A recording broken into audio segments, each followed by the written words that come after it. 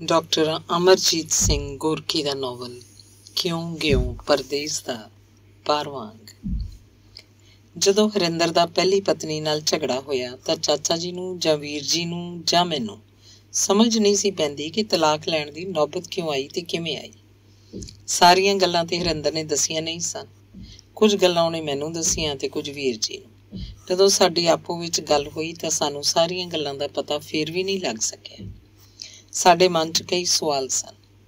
ਜਦੋਂ ਹਰਿੰਦਰ ਦੀ ਪਤਨੀ ਨੌਕਰੀ ਕਰਨ ਲੱਗੀ ਤੇ ਉਦੋਂ ਆਪ ਹਰਿੰਦਰ ਬੇਕਾਰ ਸੀ ਜਾਂ ਕੋਈ ਕੰਮ ਕਰਦਾ ਸੀ? ਜੇ ਕੰਮ ਕਰਦਾ ਸੀ ਤਾਂ ਉਹਨੂੰ ਛੁੱਟੀ ਲੈ ਕੇ ਪਤਨੀ ਦੇ ਮਗਰ ਉਹਦੇ ਦਫ਼ਤਰ ਜਾ ਕੇ ਟੋਹ ਲੈਣ ਦੀ ਕੀ ਲੋੜ ਸੀ? ਜੇ ਉਹਨੇ ਜਸੂਸ ਕੰਪਨੀ ਦੇ ਬੰਦੇ ਨੂੰ ਵਹੁਟੀ ਪਿੱਛੇ ਲਾਉਣ ਦਾ ਕੰਮ ਸੌਂਪਿਆ ਸੀ ਤਾਂ ਫਿਰ ਆਪ ਉਹਦੇ ਮਗਰ ਕਿਉਂ ਗਿਆ? ਜੇ ਹਰਿੰਦਰ ਦੀ ਪਤਨੀ ਸ਼ੀਲਾ ਕੰਮ ਤੇ ਲੱਗੀ ਹੋਈ ਸੀ ਤੇ ਘਰ ਦਾ ਗੁਜ਼ਾਰਾ ਚੱਲਦਾ ਪਿਆ ਸੀ ਤਾਂ ਹਰਿੰਦਰ ਨੇ ਉਹਦੇ ਪਿੱਛੇ ਜਸੂਸ ਕਿਉਂ ਲਾਇਆ? ਜੇ ਹਰਿੰਦਰ ਇਹ ਕਹਿੰਦਾ ਹੈ ਕਿ ਸ਼ੀਲਾ ਆਪਣੇ ਬੌਸ ਨਾਲ ਹੋਟਲ 'ਚ ਖਾਣਾ ਖਾਣ ਲਈ ਗਈ ਸੀ ਤਾਂ ਹਰਿੰਦਰ ਨੂੰ ਉਹਦੇ ਤੇ ਸ਼ੱਕ ਕਰਨਾ ਚਾਹੀਦਾ ਸੀ ਕਿ ਨਹੀਂ? ਸ਼ਾਇਦ ਕੋਈ ਵੀ ਪਤੀ ਇਹੋ ਜਿਹਾ ਸ਼ੱਕ ਕਰ ਸਕਦਾ ਹੈ। ਹਿੰਦੁਸਤਾਨੀ ਪਤੀ ਤੇ ਜ਼ਰੂਰ ਹੀ ਕਰ ਸਕਦਾ ਹੈ। ਉਹਨੇ ਵੀ ਕੀਤਾ। ਨਤੀਜਾ ਕੀ ਨਿਕਲਿਆ? ਇੱਕ ਦੂਜੇ ਤੇ ਸ਼ੱਕ। ਸ਼ੀਲਾ ਨੂੰ ਪਤਾ ਲੱਗ ਗਿਆ ਸੀ ਕਿ ਹਰਿੰਦਰ ਦੇ ਵਿਆਹ ਤੋਂ ਪਹਿਲਾਂ ਕਈ ਕੁੜੀਆਂ ਨਾਲ ਸੰਬੰਧ ਸਨ, ਪਰ ਵਿਆਹ ਤੋਂ ਪਹਿਲਾਂ ਦੇ ਸੰਬੰਧਾਂ ਕਰਕੇ ਵਿਆਹ ਤੋਂ ਪਿੱਛੇ ਬਣੇ ਨਾਜਾਇਜ਼ ਸੰਬੰਧਾਂ ਨੂੰ ਜਾਇਜ਼ ਨਹੀਂ ਠਹਿਰਾਇਆ ਜਾ ਸਕਦਾ। ਹਰਿੰਦਰ ਦੇ ਵਿਆਹ ਤੋਂ ਪਹਿਲਾਂ ਸਨ ਤੇ ਸ਼ੀਲਾ ਦੇ ਬੌਸ ਨਾਲ ਹੁਣ ਬਣੇ।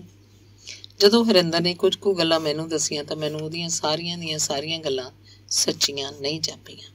ਮੈਨੂੰ ਇੰਝ ਜਾਪਿਆ ਜਿਵੇਂ ਇਸ ਦੁਫੇੜ ਦਾ ਕਾਰਨ ਕੁਝ ਹੋਰ ਹੋਵੇ। ਅਟਕਲਾਂ ਲਾਉਂਦਾ ਰਿਹਾ ਪਰ ਸਮਝ ਕੁਝ ਨਹੀਂ ਆਇਆ। ਕਦੀ ਕਹੇ ਸ਼ੀਲਾ ਨੇ ਬੇਬੀ ਨੂੰ ਟੀਵੀ ਤੇ ਪ੍ਰੋਗਰਾਮ ਕਰਨ ਲਈ ਭੇਜਿਆ। ਜਦੋਂ ਮੈਂ ਕਿਹਾ ਇਹਦੇ 'ਚ ਕੀ ਹਰਜ਼ ਹੈ ਤਾਂ ਕਹਿਣ ਲੱਗਾ ਕੁੜੀ ਨੂੰ ਪਰੇਸ਼ਾਨ ਕਰਕੇ ਪੈਸਾ ਕਮਾਉਣਾ ਲੋੜਦੀ। ਇਹ ਸੁਣ ਕੇ ਵੀ ਮੈਨੂੰ ਅਸਲ ਗੱਲ ਦੀ ਸਮਝ ਨਹੀਂ ਆਈ। ਕਹਿਣ ਲੱਗਾ ਮੈਂ ਸੋਚਿਆ ਕਿ ਕੁੜੀ ਨੂੰ ਮੈਂ ਆਪਣੇ ਨਾਲ ਹੀ ਲੈ ਜਾਵਾਂ। ਮੰਨੇ ਹੀ ਨਾ। ਜਦੋਂ ਦਫ਼ਤਰ ਗਈ ਮੈਂ ਬੇਬੀ ਨੂੰ ਲੈ ਕੇ ਹਵਾਈ ਅੱਡੇ ਤੇ ਅੱਪੜ ਗਿਆ। ਮੈਂ ਸੋਚਿਆ ਇਹ ਸ਼ਹਿਰ ਹੀ ਛੱਡ ਜਾਂਦੇ ਆ, ਖਹਿੜਾ ਛੁੱਟ ਜਾਏਗਾ। ਪਤਾ ਨਹੀਂ ਉਹਨੂੰ ਕਿਵੇਂ ਸੂਹ ਮਿਲ ਗਈ। ਪੁਲਿਸ ਨੂੰ ਸ਼ਿਕਾਇਤ ਕਰ ਦਿੱਤੀ ਕਿ ਮੇਰਾ ਘਰ ਵਾਲਾ ਮੇਰੀ ਬੇਟੀ ਨੂੰ ਅਗਵਾ ਕਰਕੇ ਲੈ ਚੱਲਿਆ। ਤੈਨੂੰ ਪਤਾ ਹੀ ਹੈ ਉੱਥੇ ਦੀ ਪੁਲਿਸ ਦਾ ਇਹਨਾਂ ਮਾਮਲਿਆਂ 'ਚ ਬੜੀ ਫੁਰਤੀ ਵਿਖਾਉਂਦੀ ਹੈ। ਝੱਟ ਹਵਾਈ ਅੱਡੇ ਤੇ ਅੱਪੜ ਗਈ, ਕੁੜੀ ਖੋਹ ਲਈ ਤੇ ਮੈਨੂੰ ਗ੍ਰਿਫਤਾਰ ਕਰ ਲਿਆ। ਬੜੀ ਮਾੜੀ ਗੱਲ ਹੈ। ਛੱਡ ਦਿੱਤਾ ਕਿ ਡੱਕ ਦਿੱਤਾ? ਮੈਂ ਪੁੱਛਿਆ। ਉਂਝ ਮੈਂ ਵਿੱਚੋਂ ਹੈਰਾਨ ਸਾਂ ਕਿ ਹਰਿੰਦਰ ਨੇ ਇੰਨੀਆਂ ਵਿਚਲੀਆਂ ਗੱਲਾਂ ਦੱਸ ਕਿਵੇਂ ਦਿੱਤੀਆਂ। ਸ਼ਾਇਦ ਉਹ ਆਪਣੇ ਤਲਾਕ ਨੂੰ ਜਾਇਜ਼ ਸਿੱਧ ਕਰਨਾ ਚਾਹੁੰਦਾ। ਨਹੀਂ, ਛੱਡਿਆ ਕਿੱਥੇ, ਡੱਕ ਦਿੱਤਾ ਕਿ। ਯਾਰ ਪਰਾਏ ਦੇਸ਼ 'ਚ ਜਾ ਕੇ ਤੇ ਬੰਦਾ ਇਹੋ ਜਿਹੇ ਪੰਗੇ ਨਾ ਹੀ ਲਵੇ। ਤੇਰੀ ਗੱਲ ਠੀਕ ਹੈ, ਪਰ ਬੰਦਾ ਨਿਸੱਤਾ ਹੋ ਕੇ ਵੀ ਤੇ ਜ਼ਿੰਦਗੀ ਨਹੀਂ ਬਿਤਾ ਸਕਦਾ। ਪਰ ਇਹ ਮਾਮਲਾ ਗੱਲੀ ਬਾਤੀ ਵੀ ਤੇ ਨਿਪਟ ਸਕਦਾ ਸੀ। ਭਾਈ ਇਹ ਹਿੰਦੁਸਤਾਨ ਨਹੀਂ ਜਿਹੜਾ ਕਿਸੇ ਨੂੰ ਵਿੱਚ ਪਾ ਕੇ ਗੱਲਬਾਤ ਹੋ ਸਕੇ, ਜਾਂ ਫਿਰ ਰਿਸ਼ਤੇਦਾਰ ਆਪੇ ਵਿੱਚ ਪੈ ਜਾਂਦੇ ਨੇ। ਇੱਥੇ ਤੇ ਸਾਰੀਆਂ ਗੱਲਾਂ ਆਪੇ ਨਜਿੱਠਣੀਆਂ ਪੈਂਦੀਆਂ ਨੇ। ਕੋਈ ਨਹੀਂ ਸੀ ਉੱਥੇ ਜਿਹੜਾ ਤੇਰੇ ਸਹੁਰੇ ਵੀ ਨਹੀਂ ਵਿੱਚ ਪਏ। ਯਾਰ ਉਹ ਸਾਰਾ ਟੱਬਰ ਹੀ ਖਪਤੀਆਂ ਦਾ ਹੈ। ਸਹੁਰਾ ਤੇ ਮੇਰਾ ਅਮਰੀਕਾ ਆਇਆ ਹੀ ਨਹੀਂ। ਬਾਕੀ ਸਾਰੇ ਬਹਿਸ ਕਰੀ ਜਾਣਗੇ, ਝਗੜੀ ਜਾਣਗੇ। ਫਿਰ ਕਿਹਨੇ ਵਿੱਚ ਪੈਣਾ ਸੀ? ਹਰਿੰਦਰ ਚੁੱਪ ਕਰ ਰਿਹਾ ਤੇ ਫਿਰ ਕਹਿਣ ਲੱਗਾ ਜੇਲ੍ਹ ਵੀ ਗਏ ਪਰ ਬੇਬੀ ਵੀ ਨਾ ਮਿਲੀ।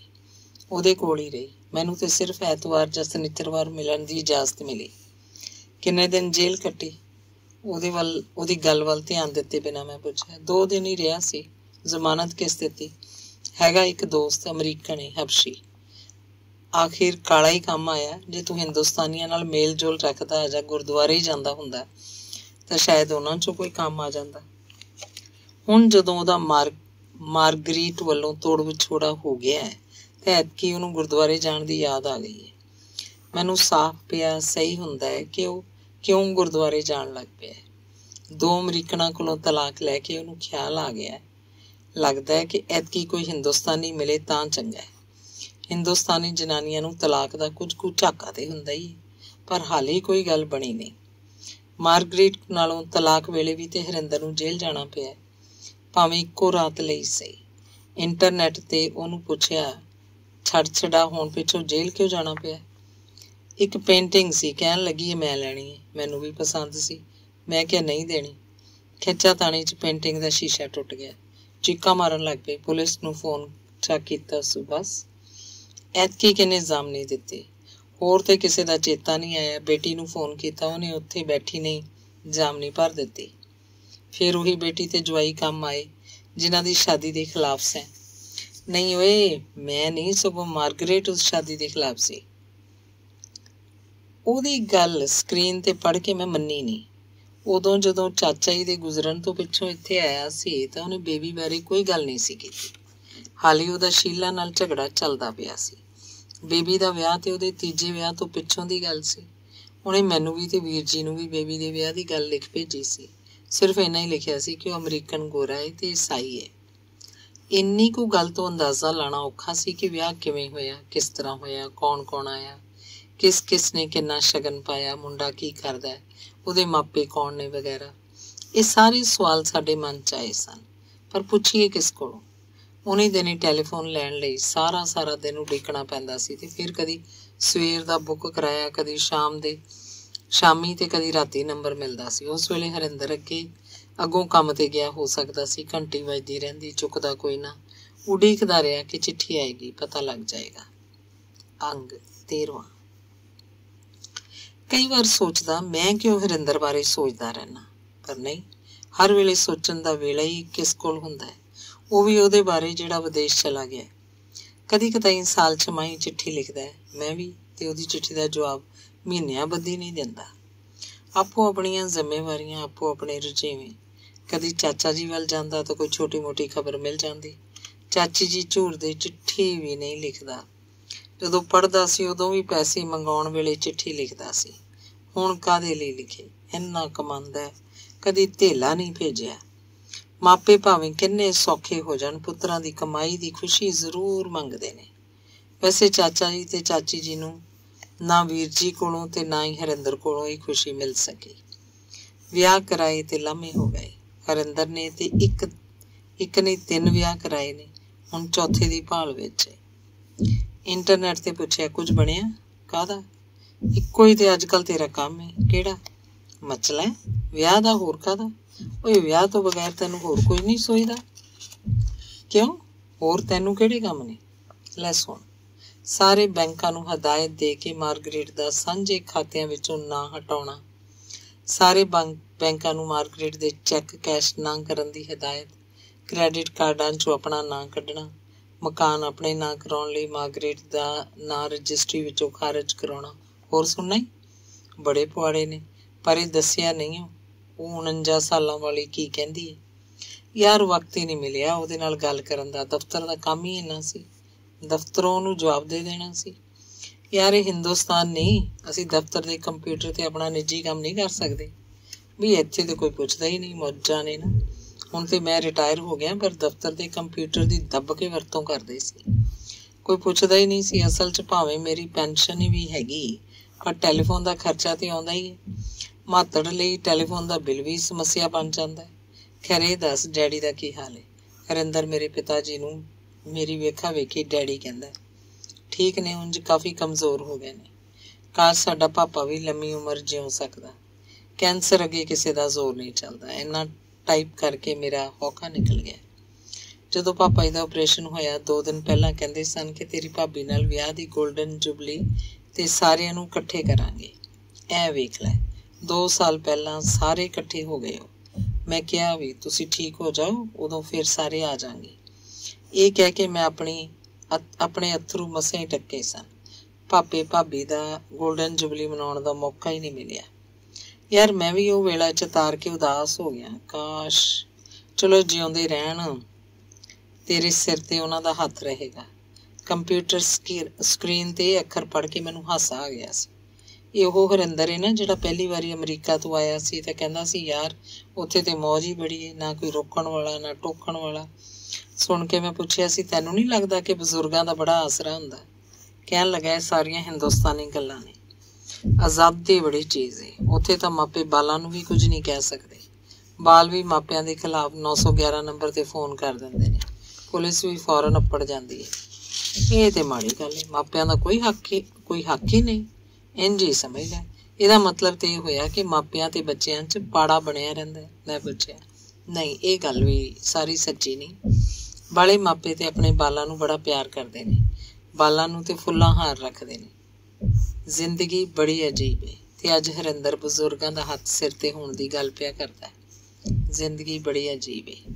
शायद उम्र नाल बंदा बदल जाता है। आप वडेरी उम्र चप्पड़ के बंदा उही सत्कार लोचदा है जिहड़ा उहने अपने बजुर्गां नूं नहीं दिता हुंदा। जदों आप लुधियाणे रहिंदियां बीना दे घर जा वड़दा सी तां उहने कदी नहीं सी सोचिया कि बीना दे जां उहदे अपने मापे की सोचदे होणगे। इत्थे ते इहो जिहा मेल जोल उंजी ताड़वीआं नज़रां नूं रड़कण लग पैंदा है।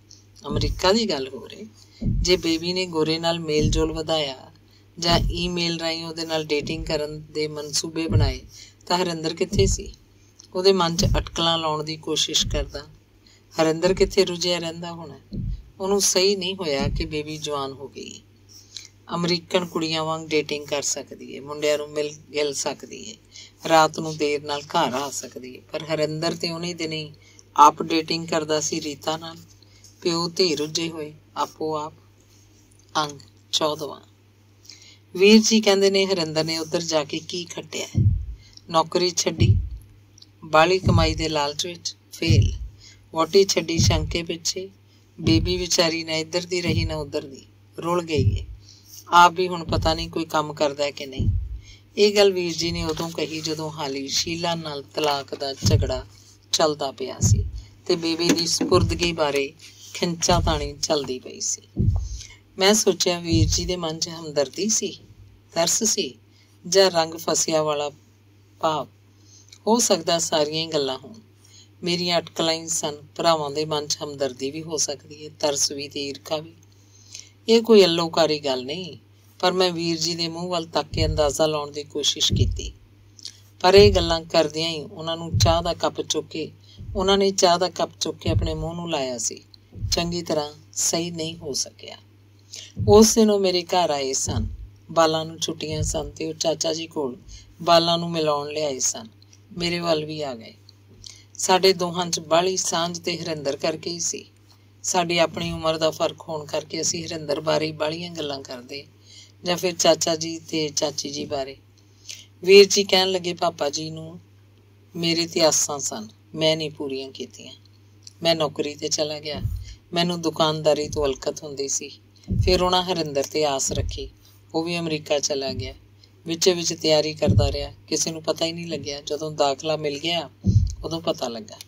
औखा सौखा पैसे भेजदे रहे। हुण अजकल पापा जी नूं छोटे ते आस लगी हुई है। असल च मापे अपने धीआं पुत्रां ते आस लाई रखदे ने, एक नहीं ते दूजा। इस गल्लों अमरीका वाले चंगे ने। मापे अपने पुत्रां ते बाहली आस ही नहीं लाउंदे। 18 सालां दा होवे तां खुला छड्ड दिंदे ने। सानू की पता, इत्थे बह के सुनियां सुनाइयां गल्लां तो ही पता ला लैने। मापे कुछ ना कुछ आस ते उत्थे भी रखदे ही होने ने। मैं वीर जी नूं विचों टोकिया। जे हरिंदर पापा जी नूं पैसे भेजदा तां शायद पापा जी नूं ਉਹਦੇ चले जाण दा बगोचा घट महसूस हुंदा जां झोरा ही घट जांदा। जिन्ना चिर पैसे मंगाउंदा ਰਿਹਾ, चिट्ठियां भी लिखदा ਰਿਹਾ, ਉਹਨੂੰ ਉੱਥੇ ਰਹਿੰਦਿਆਂ कदी चेता नहीं आया कि साडा प्यो किन्ना औखा है। वीर जी दीयां गल्लां सुन के पुरानी गल चेते आई। चाचा जी दी मदद ते किसी पुत्र ने भी नहीं कीती, पर चुप रहा। वड्डा वीर होण करके लिहाज जिहा आ गया। मैं अगों क्या असल च वीर जी असां किसी ने भी मापियां दा कुछ नहीं सुआरिया।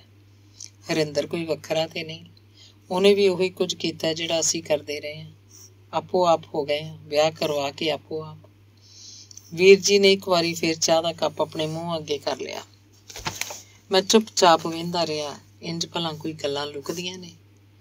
चाह पी के जान लग्या वीर जी कहण लगे, हुण मैं चलदा। मैं 2-4 दिन होर इत्थे आवीं? हाँ जी आवांगा। छुट्टियां ते हाली बड़ियां ने बालां नूं, होर रह जाओ। नहीं भाई, इन्हां नूं नानके छड्ड के आप वापस चला जावांगा। वीर जी दे जान पिछों मैं अपनी पत्नी नूं कहा, सुन लिया ही? आहो सुन लिया। तुसीं सारे इक्को जिहे हो। मेरी मां 4 दिन लई आ जाए तो औखे हो जांदे हो। उधर वेखो हरिंदर वल, उन्हें अपनी सੱਸ नूं कई महीने कोल रखिया सी। ताईं ਉਹਦੇ ਪੁਆੜੇ ਪਏ ਸਨ। ना ਉਹ हरिंदर कोल रहिंदी ते ना शीला दा दिमाग विगड़दा। पता नहीं की सिखाया मां ने। धी दा घर ही उजड़िया, ਉਹਦਾ की गया। ना उत्थे रहिंदी ते ना पता नहीं की सिखांदी रही।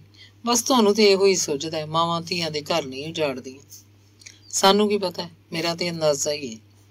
पत्नी ने हाली रोटी दा आर पार करना सी, बालां नूं स्कूल दा काम कराउणा सी, मैनूं ते होर काम बड़े ने। तुसीं ते है ਉਹ ਵੇਲੇ। पैर पटकदी रसोई वल चली गई। मैं सोचिया सस्सां भी अजीब ने, जवाई सदा ही इन्हां नाल तड़िंग रहिंदे ने। कोई जवाई होएगा जिहड़ा दिलों सस दी इज्जत करदा होए, नहीं तो उपरों उपरों ही। वोटियां नाल इहो जिहियां गल्लां छेड़नियां ही नहीं चाहीदियां, अपने गिले गुस्से लै पैंदियां ने। पर इन्हां हिंदुस्तानी पत्नियां दा एक फायदा जरूर है कि हाई माई तलाक की गल नहीं करदियां। अजकल तो यह भी होण लग पिया। पर हरिंदर दे 2 तलाक तो होए। जे उहदियां पत्नियां दे बॉयफ्रेंड निकल आए, जे वो ना निकलते जां ना प्रगट हो जाते तो शायद उहदे तलाक ही ना हुंदे। पर इत्थे भी ते जे वोटियां दे यार होण जां बन जाण तो कई कुछ हो सकदा है। मैं वेख्या इत्थे वोटियां तलाक दा राह फड़न दी थां खसम नूं मरवाउण दा राह फड़ लैंदियां ने। शायद उन्हां कोल तलाक दा राह फड़न लई जिगरा नहीं हुंदा। पर हैरानी है कि कचहरी चढ़नों डरदियां कतल दा राह चुन के फिर कचहरी चढ़ जांदियां ने, भावें फांसी लग जाए। वारे वारे जाइए इन्हां पत्नियां दे, भावें होण हिंदुस्तानी ते भावें होण अमरीकन वोटियां दा इक्को फायदा है, खैड़ा जल्दी छड़ जांदियां ने, चाहे होवे पहली ते भावें होवे चौथी। हसदे क्यों पए हो? पत्नी ने मैनू अपने आप मुस्कुराउंदियां तक के पुछया। कुछ नहीं, एवें कोई गल चेते आ गई है। अंग 15वां। हरिंदर दी बेबी उधर दी जम्मी उधर दी पढ़ी, उन्होंने तो हिंदुस्तानी तौर तरीकों का पता ही नहीं होना। हो सकता जदों कुछ समझण जोगी होवे ते हरिंदर ते शीला दे वर्तन विहार तो हिंदुस्तानी तौर तरीकों का कोई अनुमान लाण जोगी हुई होवे ते उन्हें चिर च उहदे मापियां दा झगड़ा शुरू हो गया होवे। सोचदा उन्हें अपने मापियां कोलों की सिੱਖਿਆ होएगा। हर वेले दी भज नस, प्यो दी बेकारी वेले दी तंगी तुरशी, मां दा अपनी कमाई दा अभिमान, या फिर हर वेले दी तू मैं और पता नहीं की कुछ। पर ਇਹ ਗੱਲਾਂ भी मैं अपने हिंदुस्तानी तजर्बे ते इत्थों दियां जोड़ियां दी आपसी वर्तन नूं वेख के ही सोचियां ने। उत्थों दे माहौल विच बंदा अपनी वोटी नाल जदों झगड़ा करदा ते किवें सोचदा होना।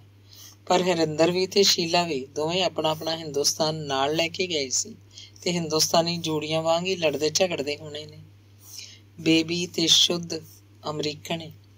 जदों बेबी अपनी शादी तो पिछों लुधियाने आई तो उदों ताईं चाचा जी ते चाची जी गुजर चुके सन। वीर जी रिटायर होके घरे आ गए सन। भाभी हाली अपनी स्कूल दी नौकरी तो रिटायर नहीं सी हुई।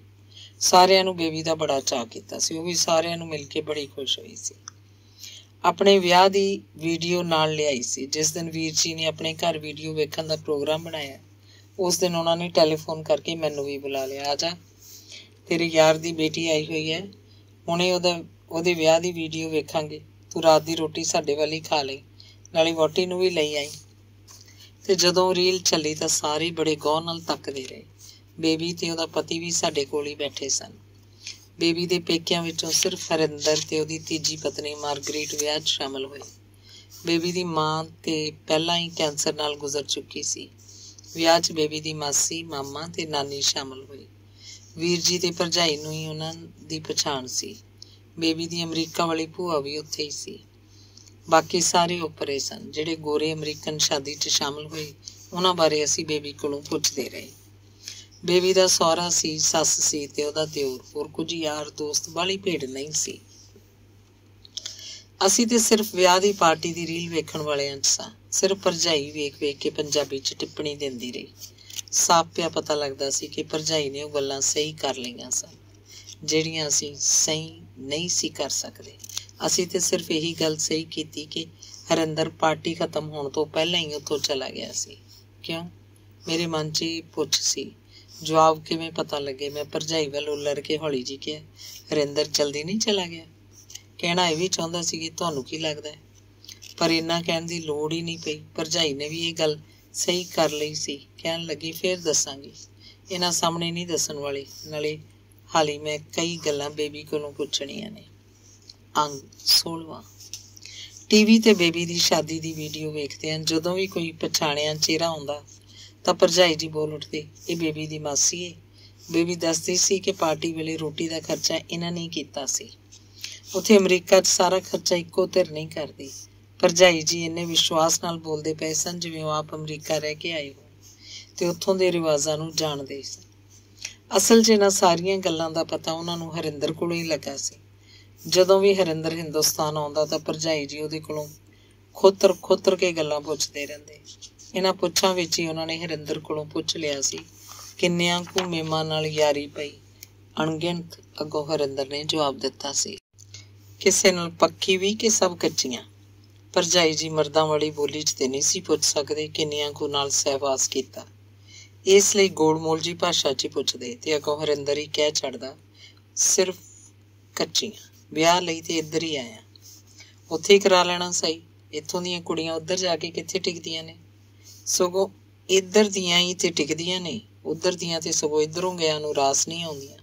ਕਿਉਂ, ਕੀ ਗੱਲ? ਤੁਸੀਂ ਆਪਣੇ ਵਰਗੀ ਆਜ਼ਾਦੀ ਉਹਨਾਂ ਨੂੰ ਨਹੀਂ ਦੇ ਸਕਦੇ? ਬਸ ਇੰਝ ਹੀ ਸਮਝ ਲਓ, ਕਦੀ ਨਾ ਕਦੀ ਕਲੇਸ਼ ਪੈ ਹੀ ਸਕਦਾ। ਫਿਰ ਤੇ ਬਈ ਇੱਧਰ ਦੀ ਉਹ ਲੱਭ ਦਿੰਦੇ ਆ। ਇਹ ਗੱਲਾਂ ਉਦੋਂ ਦੀਆਂ ਨੇ ਜਦੋਂ ਹਰਿੰਦਰ ਵਿਆਹ ਕਰਾਉਣ ਦੀ ਮਰਜ਼ੀ ਨਾਲ ਇੱਧਰ ਆਇਆ ਸੀ। ਭੱਜ ਨੱਸ ਪਿੱਛੋਂ ਭਰਜਾਈ ਨੇ ਆਪਣੇ ਪੇਕਿਆਂ 'ਚੋਂ ਸ਼ੀਲਾ ਲੱਭ ਦਿੱਤੀ। ਤੇ ਅੱਜ ਜਦੋਂ ਅਸੀਂ ਬੇਬੀ ਦੀ ਸ਼ਾਦੀ ਦੀ ਵੀਡੀਓ ਪੇ ਵੇਖਦੇ ਸਾਂ ਤਾਂ ਭਰਜਾਈ ਜੀ ਨੇ ਦੱਸਿਆ, ਇਹ ਬੇਬੀ ਦੀ ਅਮਰੀਕਾ ਵਾਲੀ ਭੂਆ ਹੈ, ਇਹਨੇ ਬੇਬੀ ਨੂੰ ਟੌਪਸ ਪਾਏ ਸੀ। ਤੁਹਾਨੂੰ ਕਿਵੇਂ ਪਤਾ ਭਰਜਾਈ ਜੀ? ਮੈਂ ਪੁੱਛਿਆ। ਬੇਬੀ ਨੇ ਹੀ ਦੱਸਿਆ, ਹੋਰ ਮੈਨੂੰ ਕਿਤੋਂ ਪਤਾ ਲੱਗਣਾ ਸੀ। ਫਿਰ ਜਦੋਂ ਹਰਿੰਦਰ ਸਾਹਮਣੇ ਆਇਆ ਤਾਂ ਇੰਝ ਜਾਪਿਆ ਜਿਵੇਂ ਉਹਨੇ ਸਾਰਾ ਮਾਮਲਾ ਬੇਬੀ ਦੇ ਨਾਨਕਿਆਂ ਦੇ ਹਵਾਲੇ ਕਰਤਾ ਹੋਵੇ। ਮੈਂ ਹੈਰਾਨ ਹੋ ਕੇ ਭਰਜਾਈ ਜੀ ਵੱਲ ਤੱਕਿਆ। ਬੇਬੀ ਦੇ ਸਾਹਮਣੇ ਉਹ ਮੈਨੂੰ ਪੰਜਾਬੀ 'ਚ ਗੱਲ ਸਮਝਾ ਤੇ ਸਕਦੇ ਸਨ, ਪਰ ਸ਼ਾਇਦ ਠੀਕ ਨਾ ਸਮਝਿਆ ਹੋਵੇ। ਉਹਨਾਂ ਹੱਥ ਨਾਲ ਇਸ਼ਾਰਾ ਕਰਕੇ ਸਮਝਾਇਆ, ਠਹਿਰ ਤੇ ਸਹੀ। ਪਿੱਛੋਂ ਪਤਾ ਲੱਗਾ ਕਿ ਹਰਿੰਦਰ ਬੇਬੀ ਦੀ ਸ਼ਾਦੀ ਤੇ ਖੁਸ਼ ਨਹੀਂ ਸੀ। ਅਸਲ ਕਾਰਨ ਕੀ ਹੋ ਸਕਦਾ ਇਹਦਾ ਪਤਾ ਨਹੀਂ, ਪਰ ਜੋ ਹਰਿੰਦਰ ਨੇ ਭਰਜਾਈ ਤੇ ਵੀਰ ਜੀ ਨੂੰ ਦੱਸਿਆ ਉਸ ਤੋਂ ਇਹੋ ਪਤਾ ਲੱਗਿਆ ਕਿ ਬੇਬੀ ਦੀ ਪਸੰਦ ਹਰਿੰਦਰ ਨੂੰ ਪਸੰਦ ਨਹੀਂ ਸੀ। ਇਸ ਲਈ ਨਹੀਂ ਕਿ ਉਹ ਸੋਹਣਾ ਨਹੀਂ ਸੀ, ਉੱਚਾ ਲੰਮਾ ਗੋਰਾ, ਬੇਬੀ ਨਾਲੋਂ 1 ਫੁੱਟ ਉੱਚਾ। ਬੇਬੀ ਤੇ ਉਹਦੇ ਸਾਹਮਣੇ ਅਸਲੋਂ ਮਧਰੀ ਲੱਗਦੀ ਸੀ। ਇਸ ਲਈ ਵੀ ਨਹੀਂ ਕਿ ਉਹਦੀ ਕਮਾਈ ਥੋੜ੍ਹੀ ਸੀ, ਆਪਣਾ ਗੁਜ਼ਾਰਾ ਕਰਦਾ ਸੀ। ਸਕੂਲ 'ਚ ਜੂਨੀਅਰ ਟੀਚਰ ਸੀ, ਇੱਕ ਚਰਚ ਦਾ ਕੁਆਟਰ ਮਿਲਿਆ ਹੋਇਆ ਸੀ। ਅਮਰੀਕਾ ਦੇ ਹਿਸਾਬ ਨਾਲ ਗੁਜ਼ਾਰਾ ਹੀ ਸੀ। ਹਰਿੰਦਰ ਨੂੰ ਪਸੰਦ ਇਸ ਲਈ ਨਹੀਂ ਸੀ ਕਿ ਉਹ ਈਸਾਈ ਸੀ। ਇਹ ਤੇ ਹੋਣਾ ਹੀ ਸੀ, ਨਾ ਸਿਰਫ ਈਸਾਈ ਸੀ ਸਗੋਂ ਪੱਕਾ ਈਸਾਈ ਸੀ, ਧਾਰਮਿਕ ਬਿਰਤੀ ਵਾਲਾ। ਪਰ ਜਦੋਂ ਹਰਿੰਦਰ ਨੇ ਇਹ ਗੱਲ ਵੀਰ ਜੀ ਨੂੰ ਦੱਸੀ ਤਾਂ ਅੱਗੋਂ ਹੱਸੇ ਸਨ। ਤੂੰ ਵੀ ਨਿਰਾ ਹਿੰਦੁਸਤਾਨੀ ਨਿਕਲਿਆ। ਮੈਂ ਤੈਨੂੰ ਇਹ ਨਹੀਂ ਕਹਿ ਸਕਦਾ ਕਿ ਤੂੰ ਨਿਰਾ ਸਿੱਖ ਨਿਕਲਿਆ, ਕਿਉਂਕਿ ਵਾਲ ਤੂੰ ਕਟਾਏ ਹੋਏ ਨੇ, ਸਿਗਰਟ ਤੂੰ ਪੀਂਦਾ ਹੈ, ਗੁਰਦੁਆਰੇ ਤੂੰ ਕਦੀ ਨਹੀਂ ਜਾਂਦਾ। ਜਦੋਂ ਤੂੰ ਵਾਲ ਕਟਾਏ ਸਨ ਤਾਂ ਪਤਾ ਹੀ ਪਾਪਾ ਜੀ ਨੂੰ ਕਿੰਨਾ ਮਹਿਸੂਸ ਹੋਇਆ ਸੀ। ਤੂੰ ਲਿਖਿਆ ਸੀ ਜਿਉਂ-ਜਿਉਂ ਦਾੜੀ ਹਟਦੀ ਗਈ ਅੰਦਰੋਂ ਕੋਈ ਹੋਰ ਹੀ ਹਰਿੰਦਰ ਨਿਕਲਦਾ ਪਿਆ ਸੀ, ਤੇ ਹੁਣ ਤੈਨੂੰ ਉਹਦਾ ਈਸਾਈਪੁਣਾ ਚੰਗਾ ਨਹੀਂ ਲੱਗਾ। ਤੂੰ ਵਿਆਹ ਦੇ ਹੱਕ 'ਚ ਨਹੀਂ ਸੈਂ। ਬੇਬੀ ਨੇ ਆਪੇ ਵਿਆਹ ਕਰਾ ਲਿਆ। ਸ਼ਰਮੋ ਕੁਸ਼ਰਮੀ ਤੈਨੂੰ ਪਾਰਟੀ 'ਚ ਜਾਣਾ ਪਿਆ। ਤੇਰਾ ਕੀ ਗਿਆ? ਗੁੱਸੇ ਹੋ ਕੇ ਕੁੜੀ ਦਾ ਦਿਲ ਦੁਖਾਇਆ। ਨਾਨਕਿਆਂ ਨੇ ਵਾਹਵਾ ਖੱਟ ਲਈ, ਤੇਰਾ ਤੇ ਸਗੋਂ ਦਾਜ ਬਚ ਗਿਆ। ਪਤਾ ਨਹੀਂ ਹਰਿੰਦਰ ਨੇ ਅੱਗੋਂ ਕੀ ਕਿਹਾ। ਇਹ ਗੱਲਾਂ ਤੇ ਮੈਨੂੰ ਪਿੱਛੋਂ ਹਰਿੰਦਰ ਦੇ ਜਾਣ ਪਿੱਛੋਂ ਪਤਾ ਲੱਗਿਆ।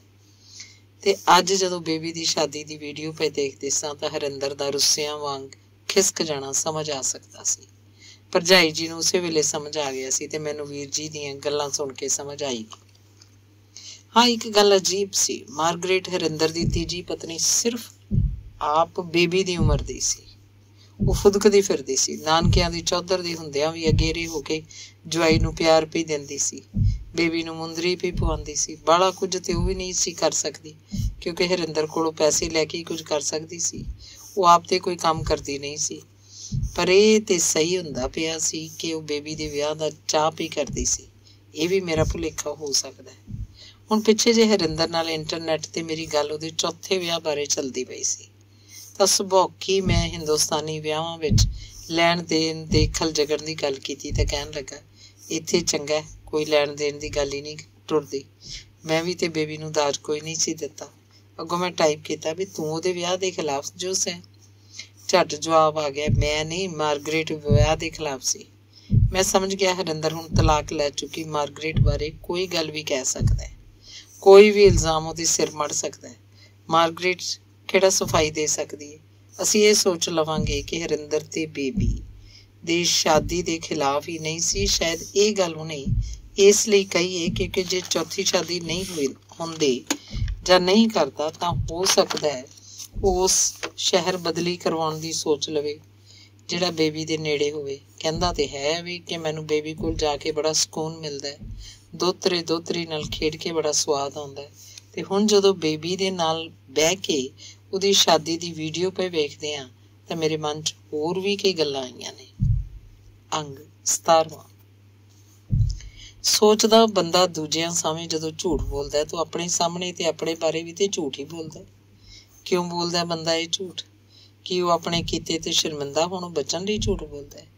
ਹੋ ਸਕਦਾ ਹੈ ਕਿ ਉਹ ਆਪਣੇ ਆਪ ਨੂੰ ਸੱਚਾ ਸਾਬਤ ਕਰਨਾ ਚਾਹੁੰਦਾ। ਹੋ ਸਕਦਾ ਹੈ ਕਿ ਉਹ ਆਪਣੇ ਆਪ ਨੂੰ ਚੰਗੀ ਨੀਅਤ ਵਾਲਾ ਸਾਬਤ ਕਰਨਾ ਚਾਹੁੰਦਾ। ਇਹ ਵੀ ਹੋ ਸਕਦਾ ਹੈ ਕਿ ਉਹ ਹਾਲਾਤ ਤੋਂ ਅਣਜਾਣ ਲੋਕਾਂ ਨੂੰ ਭੁਲੇਖੇ 'ਚ ਰੱਖਣਾ ਚਾਹੁੰਦਾ। ਇਹ ਵੀ ਹੋ ਸਕਦਾ ਹੈ। ਪਰ ਕਿਉਂ ਕਰਦਾ ਇੰਝ ਬੰਦਾ? ਸ਼ਾਇਦ ਉਹ ਆਪਣੀ ਅੰਦਰਲੀ ਸੱਚਾਈ ਤੋਂ ਡਰਦਾ ਹੈ। ਸ਼ਾਇਦ ਉਹ ਗੋਇਬਲਜ਼ ਵਾਂਗ ਬਾਹਲੀ ਵਾਰੀ ਬੋਲੇ ਝੂਠ ਨੂੰ ਆਪ ਹੀ ਸੱਚ ਸਮਝਣ ਲੱਗ ਪੈਂਦਾ ਹੈ। ਪਰ ਕੀ ਦੁਨੀਆ ਇੰਨੀ ਬੁੱਧੂ ਹੈ ਕਿ ਅਸਲੀਅਤ ਨੂੰ ਸਮਝ ਨਹੀਂ ਸਕਦੀ? ਸ਼ਾਇਦ ਇੰਝ ਦਾ ਬੋਲਿਆ ਝੂਠ ਉਹਦੀ ਧਿਰ ਨੂੰ ਹੀ ਸੱਚ ਮੰਨਣ ਲਈ ਇੱਕ ਦਲੀਲ ਜਿਹਾ ਬਣ ਜਾਂਦਾ ਹੈ। ਇੰਝ ਜਿਹੜੇ ਵਿਰੋਧੀ ਨੇ ਉਹ ਮੰਨਦੇ ਨਹੀਂ ਤੇ ਜਿਹੜੇ ਹਿਮਾਇਤੀ ਨੇ ਉਹਨਾਂ ਦਾ ਹੌਸਲਾ ਤੇ ਵਿਸ਼ਵਾਸ ਪੱਕਾ ਹੋ ਜਾਂਦਾ ਹੈ। ਜਦੋਂ ਹਰਿੰਦਰ ਨੇ ਬੇਬੀ ਨੂੰ ਦਾਜ ਨਾ ਦੇਣ ਦੀ ਗੱਲ ਕੀਤੀ ਤਾਂ ਮੈਂ ਭਾਵੇਂ ਹਰਿੰਦਰ ਦਾ ਵਿਰੋਧੀ ਨਹੀਂ, ਫਿਰ ਵੀ ਮੈਂ ਇਹ ਗੱਲ ਸਮਝ ਲਈ ਕਿ ਹਰਿੰਦਰ ਨੇ ਇੰਝ ਆਪਣਾ ਪੈਸਾ ਬਚਾਉਣ ਦੀ ਗੱਲ ਸੋਚੀ ਹੋਣੀ ਹੈ। ਇੱਥੇ ਵੀ ਤੇ ਕਈ ਮਾਪੇ ਪਿਆਰ ਵਿਆਹ ਦਾ ਫਾਇਦਾ ਉਠਾ ਕੇ ਦਾਜ ਦੇਣੋਂ ਬਚ ਜਾਂਦੇ ਨੇ ਤੇ ਸਮਾਂ ਪਾ ਕੇ ਕਹਿਣ ਲੱਗ ਪੈਂਦੇ ਨੇ ਸਾਡੀ ਕੁੜੀ ਨੇ ਤੇ ਸਾਦਾ ਵਿਆਹ ਕਰਵਾਇਆ ਸੀ, ਦਾਜ ਲੈਣਾ ਮੰਨਦੀ ਨਹੀਂ ਸੀ। ਫਿਰ ਸੋਚਿਆ ਮਨਾ ਤੂੰ ਕੀ ਲੈਣਾ ਹੈ ਗੱਲਾਂ ਸੋਚ ਕੇ? ਤੈਨੂੰ ਯਾਰ ਦੀ ਯਾਰੀ ਨਾਲ ਹੈ, ਤੇਰਾ ਉਹਦੇ ਨਾਲ ਕਿਹੜਾ ਲੈਣ ਦੇਣ ਹੈ ਜਿਹੜਾ ਇਹੋ ਜਿਹੀਆਂ ਗੱਲਾਂ ਸੋਚਣ ਲੱਗ ਪਿਆ। ਨਾ ਤੂੰ ਬੇਬੀ ਦੇ ਵਿਆਹ ਤੇ ਕੁਝ ਦਿੱਤਾ, ਨਾ ਹੀ ਹੁਣ ਬਾਹਲਾ ਕੁਝ ਦੇਣਾ ਹੈ। 100-2 ਕੋਈ ਚੀਜ਼ ਲੈ ਦੇਂਗਾ ਬਸ। ਮੇਰੀ ਪਤਨੀ ਕਹਿੰਦੀ ਹੈ ਜੋ ਇੰਨੀ ਵਾਰ ਇੱਥੇ ਆਇਆ ਖਾਲੀ ਹੱਥੀਂ ਆ ਵੜਦਾ ਹੈ, ਕਦੀ ਉਹਨੇ ਸਾਡੇ ਬਾਲਾਂ ਲਈ ਕੁਝ ਲਿਆਂਦਾ? ਐਵੇਂ ਤੁਸੀਂ ਡੁੱਲੇ ਫਿਰਦੇ ਹੋ। ਮੈਂ ਅੱਗੋਂ ਟਾਲ ਛੱਡਦਾ, ਭਲੀਏ ਲੋਕੀ ਉਹ ਅਮਰੀਕਨ ਏ ਤੇ ਅਸੀਂ ਹਿੰਦੁਸਤਾਨੀ। ਉੱਥੋਂ ਦੇ ਲੋਕਾਂ ਨੂੰ ਇਹਨਾਂ ਗੱਲਾਂ ਦਾ ਬਾਹਲਾ ਖਿਆਲ ਹੀ ਨਹੀਂ ਆਉਂਦਾ। ਕਾਹਦਾ ਮਿਹਣਾ ਤੇ ਕਾਹਦੀਆਂ ਭਾਜੀਆਂ। ਆਹੋ ਜੀ ਉਹ ਤੇ ਰੋਟੀ ਨੂੰ ਚੋਚੀ ਕਹਿੰਦਾ, ਅਸਲ 'ਚ ਤੁਹਾਡਾ ਯਾਰ ਹੈ ਹੀ ਕੰਜੂਸ। ਚੱਲ ਐਵੇਂ ਹੀ ਸਮਝ ਲੈ, ਕੀ ਫਰਕ ਪੈਂਦਾ ਇੰਨੀ ਕੁ ਗੱਲ ਨਾਲ। ਗੱਲ ਆਈ ਗਈ ਹੋ ਗਈ। ਵੀਡੀਓ ਵੇਖਦੇ ਆ ਜਦੋਂ ਮੈਂ ਹਰਿੰਦਰ ਦੀ ਮਾਰਗਰੀਟ ਨੂੰ ਵੇਖਿਆ ਤਾਂ ਮੇਰਾ ਹੌਕਾ ਜਿਹਾ ਨਿਕਲ ਗਿਆ। ਇੰਨੀ ਸੋਹਣੀ ਕਦੀ ਸੋਚਿਆ ਹੀ ਨਹੀਂ ਸੀ। ਮੈਂ ਭਰਜਾਈ ਜੀ ਵੱਲ ਉੱਲਰ ਕੇ ਕਿਹਾ ਸੋਹਣੀ ਹੈ ਨਾ? ਅੱਗੋਂ ਭਰਜਾਈ ਨੇ ਮੇਰੇ ਵੱਲ ਵੇਖੇ ਬਗੈਰ ਹੀ ਜਵਾਬ ਦਿੱਤਾ ਤੈਨੂੰ ਨਹੀਂ ਮਿਲਣੀ ਹੁਣ। ਉਹ ਸਾਡੀ ਕਿਸਮਤ ਕਿੱਥੇ, ਦੱਸਾਂ ਤੇਰੀ ਵਹੁਟੀ ਨੂੰ? ਸੁਣਨੀ ਹੈ ਸੁਰਿੰਦਰ? ਕੀ ਕਹਿੰਦਾ ਤੇਰਾ ਘਰ ਵਾਲਾ? ਰੌਲੇ 'ਚ ਸੁਰਿੰਦਰ ਨੇ ਭਰਜਾਈ ਦੀ ਗੱਲ ਨਹੀਂ ਸੁਣੀ। ਮੈਂ ਭਰਜਾਈ ਵੱਲ ਵੇਖ ਕੇ ਹੱਸਿਆ। ਭਰਜਾਈ ਜੀ ਤੁਹਾਡਾ ਅੱਖਾਂ ਬਿਰਥਾ ਗਿਆ। ਉਹਨੇ ਸੁਣਿਆ ਹੀ ਨਹੀਂ। ਚੰਗਾ ਨਹੀਂ ਸੁਣਿਆ, ਸੁਣ ਲੈਂਦੀ ਤੇ ਤੈਨੂੰ ਘਰ ਜਾ ਕੇ ਪੁੱਛਦੀ। ਮਾਰਗਰੀਟ ਨੇ ਬੇਬੀ ਨੂੰ ਚੁੰਮਿਆ, ਜੱਫੀ ਪਾਈ ਤੇ ਦੋਵਾਂ ਦੇ ਵਿੱਚ ਘਰ ਖਲੋ ਕੇ ਫੋਟੋ ਖਿਚਵਾਈ ਤੇ ਫਿਰ ਅਚਾਨਕ ਹਰਿੰਦਰ ਤੇ ਮਾਰਗਰੀਟ ਦੋਵੇਂ ਗਾਇਬ ਹੋ ਗਏ। ਕੈਮਰੇ ਵਾਲੇ ਨੇ ਉਹਨਾਂ ਦੀ ਬਾਹਰ ਜਾਂਦਿਆਂ ਦੀਆਂ ਪਿੱਠਾਂ ਦੀ ਫੋਟੋ ਲਈ ਤੇ ਫਿਰ ਮੁੜ ਕੇ ਪਾਰਟੀ ਵੱਲ ਆ ਗਿਆ। ਵੀਡੀਓ ਤਕਰੀਬਨ 1 ਘੰਟਾ ਹੋਰ ਚੱਲਦੀ ਰਹੀ ਪਰ ਨਾ ਹਰਿੰਦਰ ਨਾ ਮਾਰਗਰੀਟ ਨਜ਼ਰੀ ਆਏ। ਮੈਂ ਪੰਜਾਬੀ 'ਚ ਭਰਜਾਈ ਨੂੰ ਪੁੱਛਿਆ ਮਾਪੇ ਕਿੱਥੇ ਗਏ? ਭਰਜਾਈ ਨੇ ਮੇਰੇ ਵੱਲ ਮੂੰਹ ਮੋੜੇ ਬਿਨਾਂ ਪੰਜਾਬੀ 'ਚ ਹੀ ਕਿਹਾ ਤੈਨੂੰ ਪਤਾ ਤੇ ਹੈ ਵੇ। ਇਹ ਤੇ ਸ਼ੁਕਰ ਏ ਕਿ ਧੀ ਨੇ ਆਪਣੀ ਸ਼ਾਦੀ ਤੇ ਉਹਨਾਂ ਨੂੰ ਬੁਲਾ ਲਿਆ। ਕਿਉਂ? ਉਹ ਤੇ ਬੁਲਾ ਕੇ ਰਾਜੀ ਨਹੀਂ ਸੀ, ਨਾਨਕਿਆਂ ਦੇ ਕਹਿਣ ਤੇ ਬੁਲਾ ਲਿਆ ਸਭ। ਵਿੱਚੋਂ ਦੋਵਾਂ ਮਾਂ ਪਿਓ ਸ਼ਾਦੀ ਦੇ ਖਿਲਾਫ ਸਨ। ਮਾਂ ਤੇ ਇੱਥੇ ਬੜਾ ਚੁੰਮਾ ਚੱਟੀ ਪੀ ਕਰਦੀ ਸੀ, ਜਿਵੇਂ ਉਹਦੀ ਵਰਗੀ ਮਤਰੇਈ ਮਾਂ ਹੋ ਹੀ ਨਹੀਂ ਸਕਦੀ। ਇਹੋ ਤੇ ਤੁਹਾਨੂੰ ਸਮਝ ਨਹੀਂ ਆਉਣੀ। ਜਨਾਨੀਆਂ ਬੜੀ ਚੀਜ਼ ਹੁੰਦੀਆਂ ਨੇ। ਭਰਜਾਈ ਜੀ ਇਹ ਤੁਸੀਂ ਕਹਿੰਦੇ ਪਏ ਹੋ, ਤੁਸੀਂ ਛੱਡ ਪਰੇ, ਵੀਡੀਓ ਵੇਖ। ਸ਼ਾਦੀ ਹੋ ਗਈ, ਪਾਰਟੀ ਹੋ ਗਈ, ਨਾਚ ਪਿਆ ਚੱਲਦਾ ਹੈ, ਕੈਮਰੇ ਪੇ ਚੱਲਦੇ ਨੇ, ਜਵਾਈ ਸਾਡੇ ਕੋਲ ਹੀ, ਇਸ ਲਈ ਫੇਰ ਕਦੀ ਗੱਲਾਂ ਕਰਾਂਗੇ। ਅੱਛਾ ਤੁਸਾਂ ਤੇ ਮੇਰੇ ਮਨ ਨੂੰ ਭਟਕਣ ਲਾ ਦਿੱਤੀ ਹੈ। ਮੈਂ ਸਮਝਦਾ ਸਾਂ ਹਿੰਦੁਸਤਾਨੀ ਜਨਾਨੀਆਂ ਹੀ ਫਫੇ ਕੁੱਟਣੀਆਂ ਹੁੰਦੀਆਂ ਨੇ। ਪੁੱਛ ਕੁਛ ਨਾ, ਅਸੀਂ ਹੌਲੀ ਹੌਲੀ ਗੱਲਾਂ ਵੀ ਕਰਦੇ ਪਏ ਸਾਂ ਤੇ ਵੀਡੀਓ ਵੀ ਵੇਖਦੇ ਪਏ ਸਾਂ। ਵੀਰ ਜੀ ਕਦੀ ਟੀਵੀ ਵੱਲ ਤੱਕਦੇ ਕਦੀ ਸਾਡੇ ਵੱਲ। ਕਹਿਣ ਲੱਗੇ ਤੁਸੀਂ ਦੋਵੇਂ ਖੂਬ ਮਿਰਚ ਮਸਾਲਾ ਲਾਉਂਦੇ ਹੋ, ਤੁਸੀਂ ਵੀ ਕੋਈ ਘੱਟ ਨਹੀਂ ਹੋ। ਭਰਾ ਸਾਡਾ ਜੇ ਨਹੀਂ ਸੀ ਚਾਹੁੰਦਾ ਤੇ ਨਹੀਂ ਸੀ ਚਾਹੁੰਦਾ, ਆਪਣਾ ਆਪਣਾ ਖਿਆਲ ਏ। ਇੱਥੇ ਪਤਾ ਨਹੀਂ ਅਸੀਂ ਕਿੰਨੀ ਕੁ ਕੜੀ ਘੋਲਦੇ ਹਾਂ। ਜੇ ਬੱਚੀ ਆਪਣੇ ਚਾਚੇ ਦੇ ਘਰ ਦਾ ਤਮਾਸ਼ਾ ਨਾ ਵੇਖਦੀ ਤਾਂ ਇਹਨੇ ਇੱਥੇ ਸਾਡੇ ਵੱਲ ਕਿੱਥੋਂ ਆਉਣਾ ਸੀ? ਉੱਥੇ ਹੀ ਪਈ ਰਹਿਣਾ ਸੀ ਤੇ ਵਿੱਚ ਵਿਚਾਲੇ ਮਿਲ ਮਿਲਾ ਲੈਣਾ ਸੀ। ਵੀਰ ਜੀ ਨੇ ਸਾਰੀ ਗੱਲ ਵਿੱਚ ਨਾ ਹੀ ਬੇਬੀ ਦਾ ਨਾਂ ਲਿਆ, ਨਾ ਹੀ ਭਰਾ ਨੂੰ ਬ੍ਰਦਰ ਕਿਹਾ। ਕਿਧਰੇ ਬੇਬੀ ਦੇ ਕੰਨ ਨਾ ਖੜੇ ਹੋ ਜਾਣ। ਜਵਾਈ ਦਾ ਨਾਂ ਵੀ ਨਹੀਂ ਲਿਆ ਤੇ ਨਾ ਹੀ ਉਹਨੂੰ ਸਨ ਇਨ ਲਾਅ ਕਿਹਾ। ਜਾਣ ਬੁੱਝ ਕੇ ਸ਼ੁੱਧ ਪੰਜਾਬੀ ਬੋਲਦੇ ਰਹੇ। ਅੰਗ 18ਵਾਂ। ਬੇਬੀ ਦੇ ਜਾਣ ਦਾ ਵੇਲਾ ਆ ਗਿਆ ਸੀ। ਵੀਰ ਜੀ ਨੇ ਉਹਨੂੰ ਸਿਲਕ ਦਾ ਕਢਾਈ ਵਾਲਾ ਸੂਟ, ਸ਼ਾਲ, ਸਵੈਟਰ, ਜਵਾਈ ਨੂੰ ਗਰਮ ਸੂਟ, ਕਮੀਜ਼ ਤੇ ਟਾਈ ਦਿੱਤੀ।